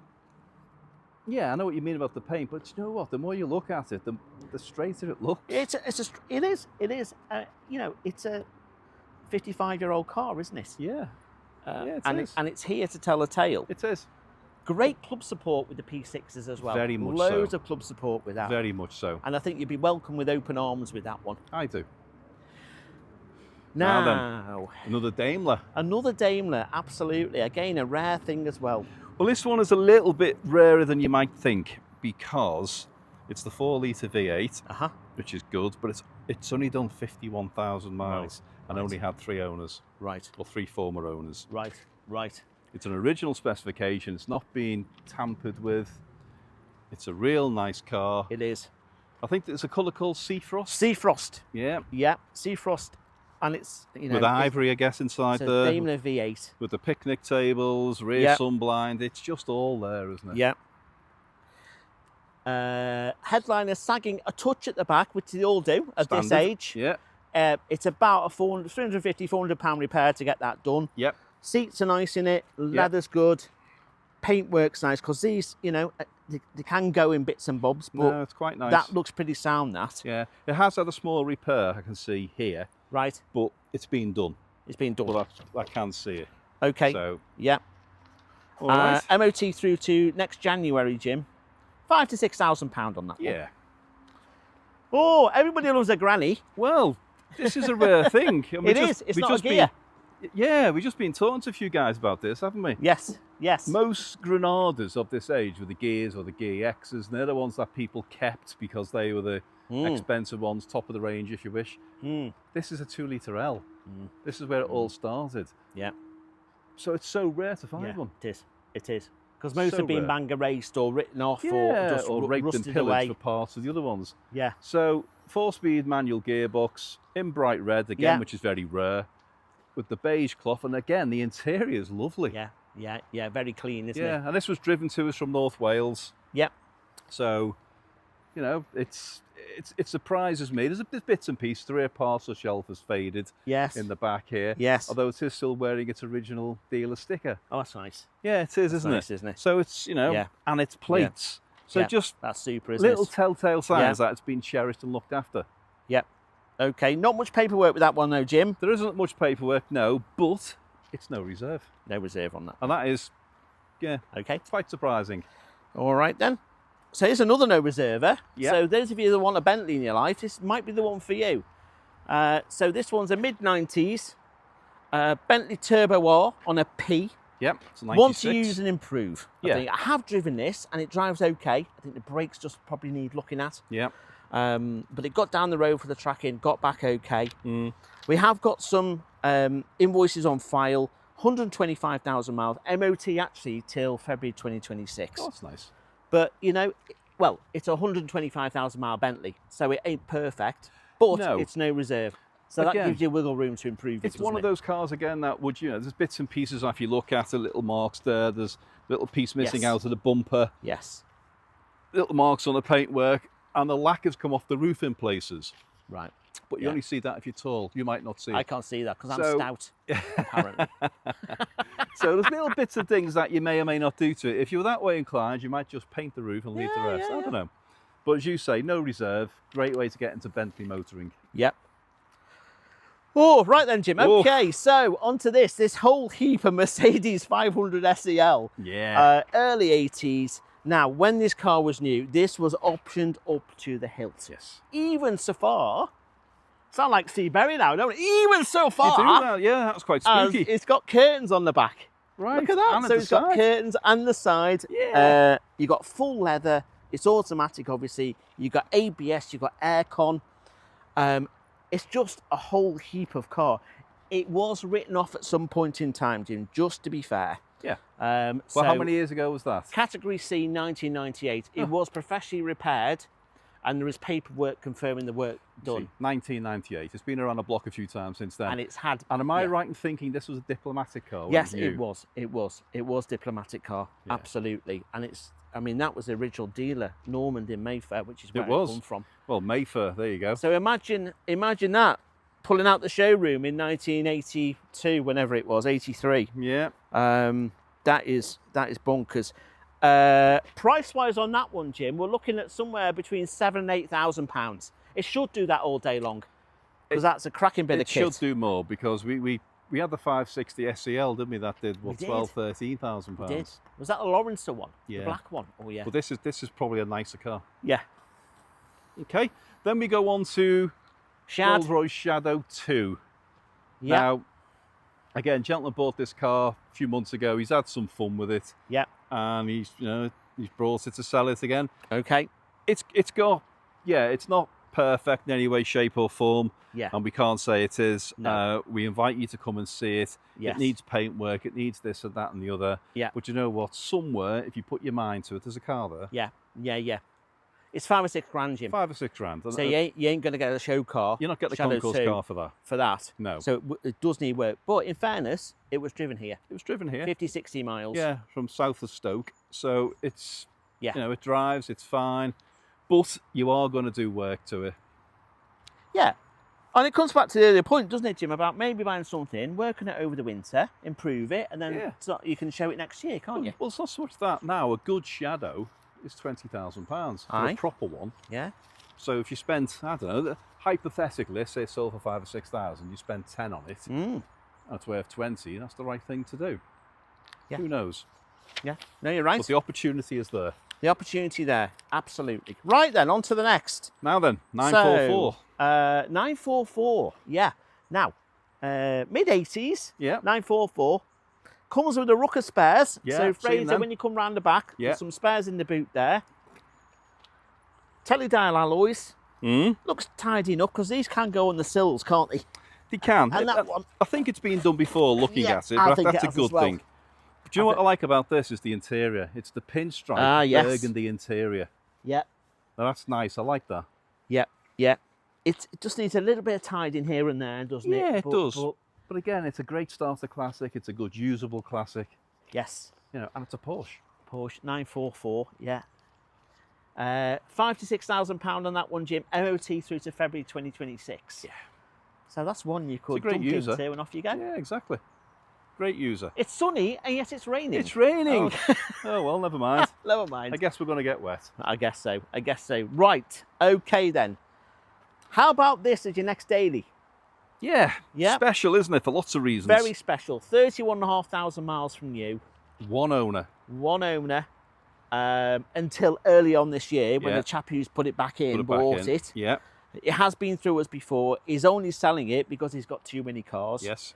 Bit of a rash purchase maybe, but it happens. You can understand why. Absolutely. How nice it is. Yeah, it's lovely. You know, you've got the maple wood interior there, the veneer. It's cloth trim. Yep. Alloys. This is a 316i SE. Yeah, and it's stock standard. That's the Stock important standard. thing. Yeah. It's not being messed with. It's not being modern anyway. No. It's as it left the dealer. Yeah. And that's important. Yeah. And So- it's been looked after. Yeah. We've got the book pack. You've got the original front and rear matching dealer plates as well. Wolseley Motors. Yep. That is very clean, very tidy, and that'll be a no reserver. Yeah, and if you've been really critical, the covers come off the number. Oh. So you've got to be critical. Got to be critical, absolutely. Now then. Let's not be too critical on this because it's very nice. So it's a Mark 1 Cortina that's a tribute to a GT. Yeah. So there might have been a temptation to go down the Lotus Cortina Well, route. that's why I like this. Yeah. It's a 'Cause he bit different, didn't. isn't it? I like that. It's a bit, and I know that's frowned upon in some circles. This one's a GT tribute. It used to be a 1500 two-door. It was imported from Austria, of all places. Okay. 2016, 2017, which is when the chappie who's selling it bought it. In his ownership, he spent £6,000 on a bare metal respray. Yeah, you can tell. And you can tell that was in 2020. Yeah. There's a book in the file which pictures all the work that was done at that time Nice. as well. So it's still running the original 1500 engine, a little Solex carb on it. Yeah. But it looks an absolute treat. It does, and that's the important thing. Yeah. It's you know, left-hand drive's a good thing as well, because that could end up anywhere in the world now. Yeah. It really could. Yeah. And my greatest worry about this car is it falls into someone's hands who goes and makes a Lotus out of it. That would be wrong, I think. Yeah. No, This I needs to agree. stay as it is. Leave it as it is. Yeah. I noticed there was a few comments on the YouTube video the other week about someone seeing this car at Alton Park Right. a couple of years ago and Right. was raving on about how beautiful it is. Okay. I thought Right. that's nice. Oh, that's great, isn't Yeah, it? but it is beautiful. Yeah. Okay. Well, that's confirmation that the money has been spent wisely, isn't it? I think so. The panel easy for me to say, panel gaps are great. Yep. Interior is good, extra Yep. dials, extra levers, extra bells and whistles in there, wooden steering wheel, Yep. wooden gear knob. £13,000 on that one, Jim. Yeah, no, again, that should do more. Yeah. Not really should. M3, BMW, SMG, Jim. SMG, well, it's an SMG. It's in silver or black leather, which is BMW standard colours, I guess. But it's got the 19-inch wheels, which are fabulous. Yep. They're completely lovely. It's got the hard top, again, big tick. Yes. The interior is beautiful. It's got a upgraded navigation system in it. However, the original comes with it Okay. if you want to put it back in. Okay. But when this car arrived, I had a walk around it because Yes. obviously I have a fleeting interest in BMWs, and I thought, how nice is that? This is very nice. Very tidy, isn't Now it? I know people will say to, oh, it's got the SMG gearbox. Well, that's again absolutely fine. A bit like the Maserati. Yeah. If you know how to use it, Yeah. it's You're absolutely okay. perfect. Yeah. And in some respects, it's better than an auto. Yeah. And it's better than a manual. Yeah. It's just knowing how to use it. Yeah. But appearance-wise, it's beautiful. Yeah. Importantly, it's got the 1,200 mile service stamp. That's the important Which thing. is good. And 77. again, top tint windscreen. Yeah. Everything about it is just as it should be. It's a beautiful car. 77,000 miles, Jim. MOT, fresh ticket, 12 months away, so that's fine. 12 to 14,000 pound on that one. Yeah. And again, these are doing 20 plus retail, and then some. Yeah. Much like the 316i SE there, we've got this 320, We have. which again is an SE. Of course, it's a 6-cylinder rather than the 4-cylinder, but a very similar car in that it's very straight, it's very original, it's very unspoilt. Well, I think this was a very, very intelligent purchase, this car. Because Right. you got silver with cloth trim, Yes. and then the money's been spent on things that you're going to appreciate. So it's got the sport seats Yes. in cloth, which give you brilliant support, and it's got the sunroof. So from a comfort, usable point of view, this car's great. And this would make a daily driver. Absolutely. And it's done 23,000 miles. Yeah. Yeah. Again, beautiful. Yep. MOT through to September 26, so fresh ticket on again. £5,000 to £6,000 on that one, Jim. Yeah, again, great car. Yeah. Couple of cars here for the next sale in October, so we're already consigning, guys. So if you've got something that you want to sell in October sale, please give us a ring. Yep. That's that lovely Alvis there, early 60s, early to mid 60s, and quite a rare Mini 40, but it's a Japanese import. Yeah. So it's an auto with aircon as well. Again, In great and nick. there's a Jaguar XK Coupe, is a Jaguar XK 2009 car, 2008 car. Is that a 4.2? 4.2. Yeah. 4.2. Okay, on to more stuff that's available in September. Vauxhall Corsa GSI. I mean, great looking bit of kit. Very, very popular in the mid-90s. Kind of the XR2i kind of competitor at the time. Well, they were XR2, rarer. XR2i. That's Definitely rarer. They were very much rarer, and again, that rolls forward to now. Yes. There's very few of these on the market. Yes. There'll be a few GTEs kicking about, maybe. Yeah. Very few of these. Yeah. So if you want yourself a rare hot hatch that's going to do a job, Yes. and you're going to be a little bit different, this is your car. Yeah. First owner owned it 28 years, Jim. Yeah. Believe it's the same engine from new. Yeah. 105,000 miles. Comes to us from Northern Ireland. Has the Northern Ireland reg. Yeah. It's red, so there's a bit of paint fade. Yeah. But you know what? That could be brought back, I think. Yeah, I think it could. One or two little spits and spots on there as well, like just a little bit Yeah. of stone chips and bit stuff. of delamination on the windscreen here, but again, that's age. Yes, it's age related. Yeah, it's age, but it's fun. It's all that aside. This is such a rare car. MOT till August 2026, 96,000. Oh no, sorry, beg your pardon. MOT till July 2026. Yeah. £67,000, Jim. Yeah, nice. Okay. Which is probably about on par with XR2 money, isn't it? XR2i money. Yeah, but it's a much rarer thing. Much rarer thing. Okay, another BMW. 840i. 840i, CI. Yeah. Okay. Now again, specification-wise, these things came with pretty much everything. There was one or two things you could add, but the wheels being one of them. So this has got the bigger bolted crosspoke alloys on, Yes. which are major. The vendor's just brought it to us. He's just spent over £1,000 on it, and what he's done, he's had a service on it. He's changed the batteries and done a few other bits and pieces. They have twin batteries on these, and one feeds the other. It's one of those things when the car, this was in a collection, when they're not used very often, the batteries tend to dwindle down. Yeah. 2 new batteries, a service, and some other bits and pieces. Invoice for over £1,000 just, and a fresh MOT. Fresh MOT. Okay. So it ticks a load of boxes, that, doesn't it? Again, turn the key and off you go. 96,000 miles. Yeah, nothing for one of these. Does the 4-litre V8. 4-litre V8. Very tidy, actually, that, isn't it? It's very nice. And again, the part. there's no other colour for these really, but silver. Okay.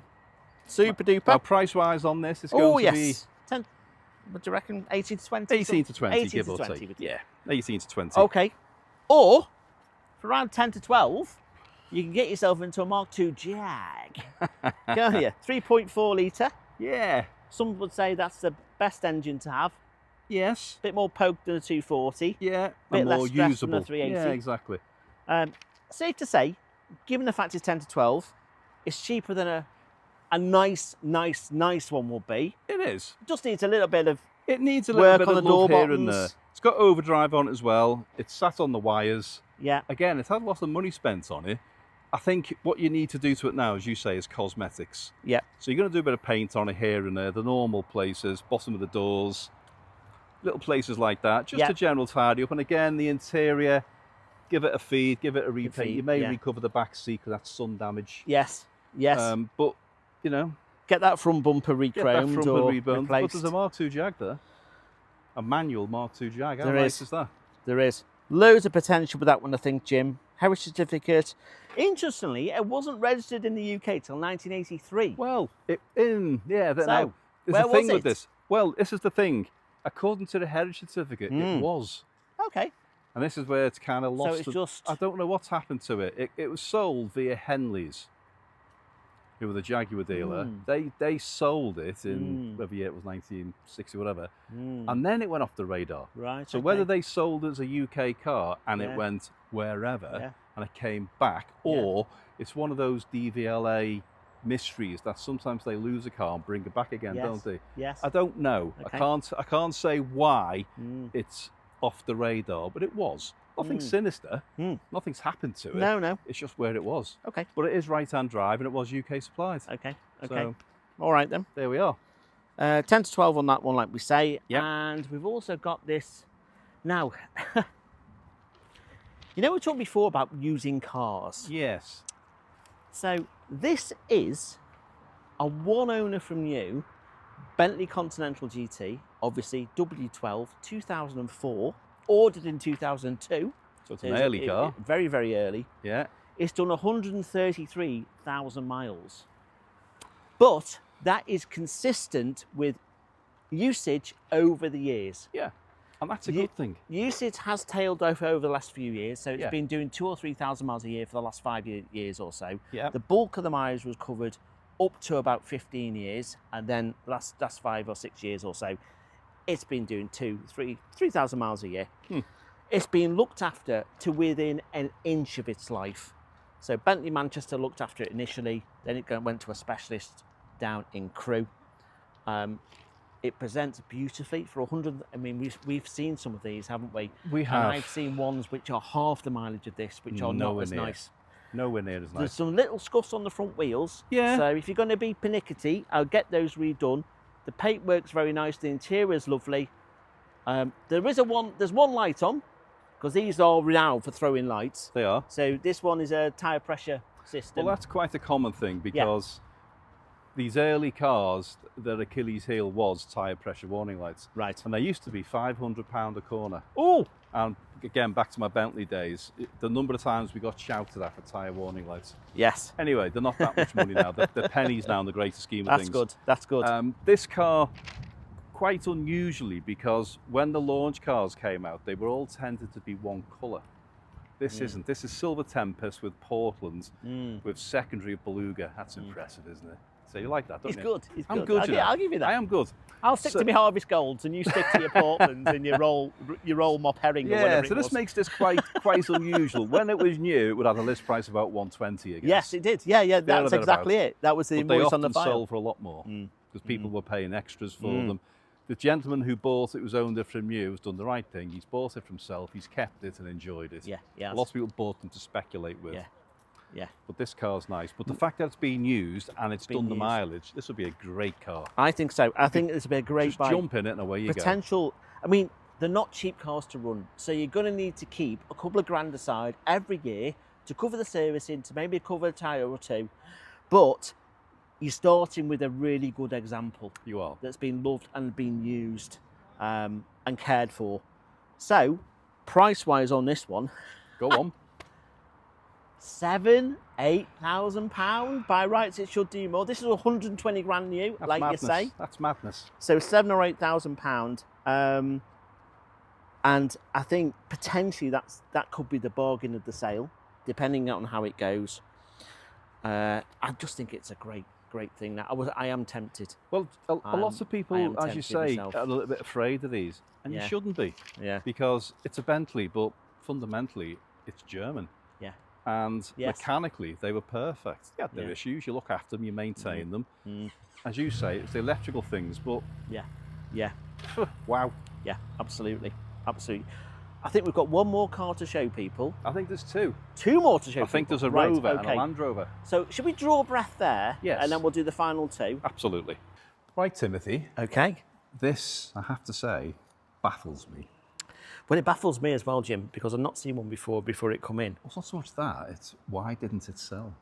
Well, I think it's quite bespoke. It's quite unusual. It's very bespoke, but it's lovely. Yeah, it's a two-stroke, three-cylinder engine, which pops and farts, as they say. It sounds very characterful.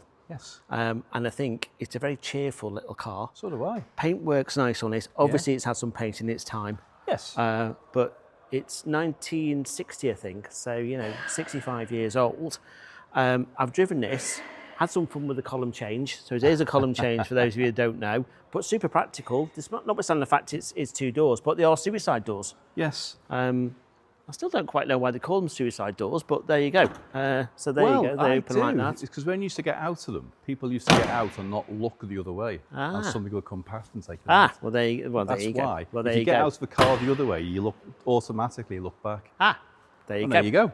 Excellent. Learned something.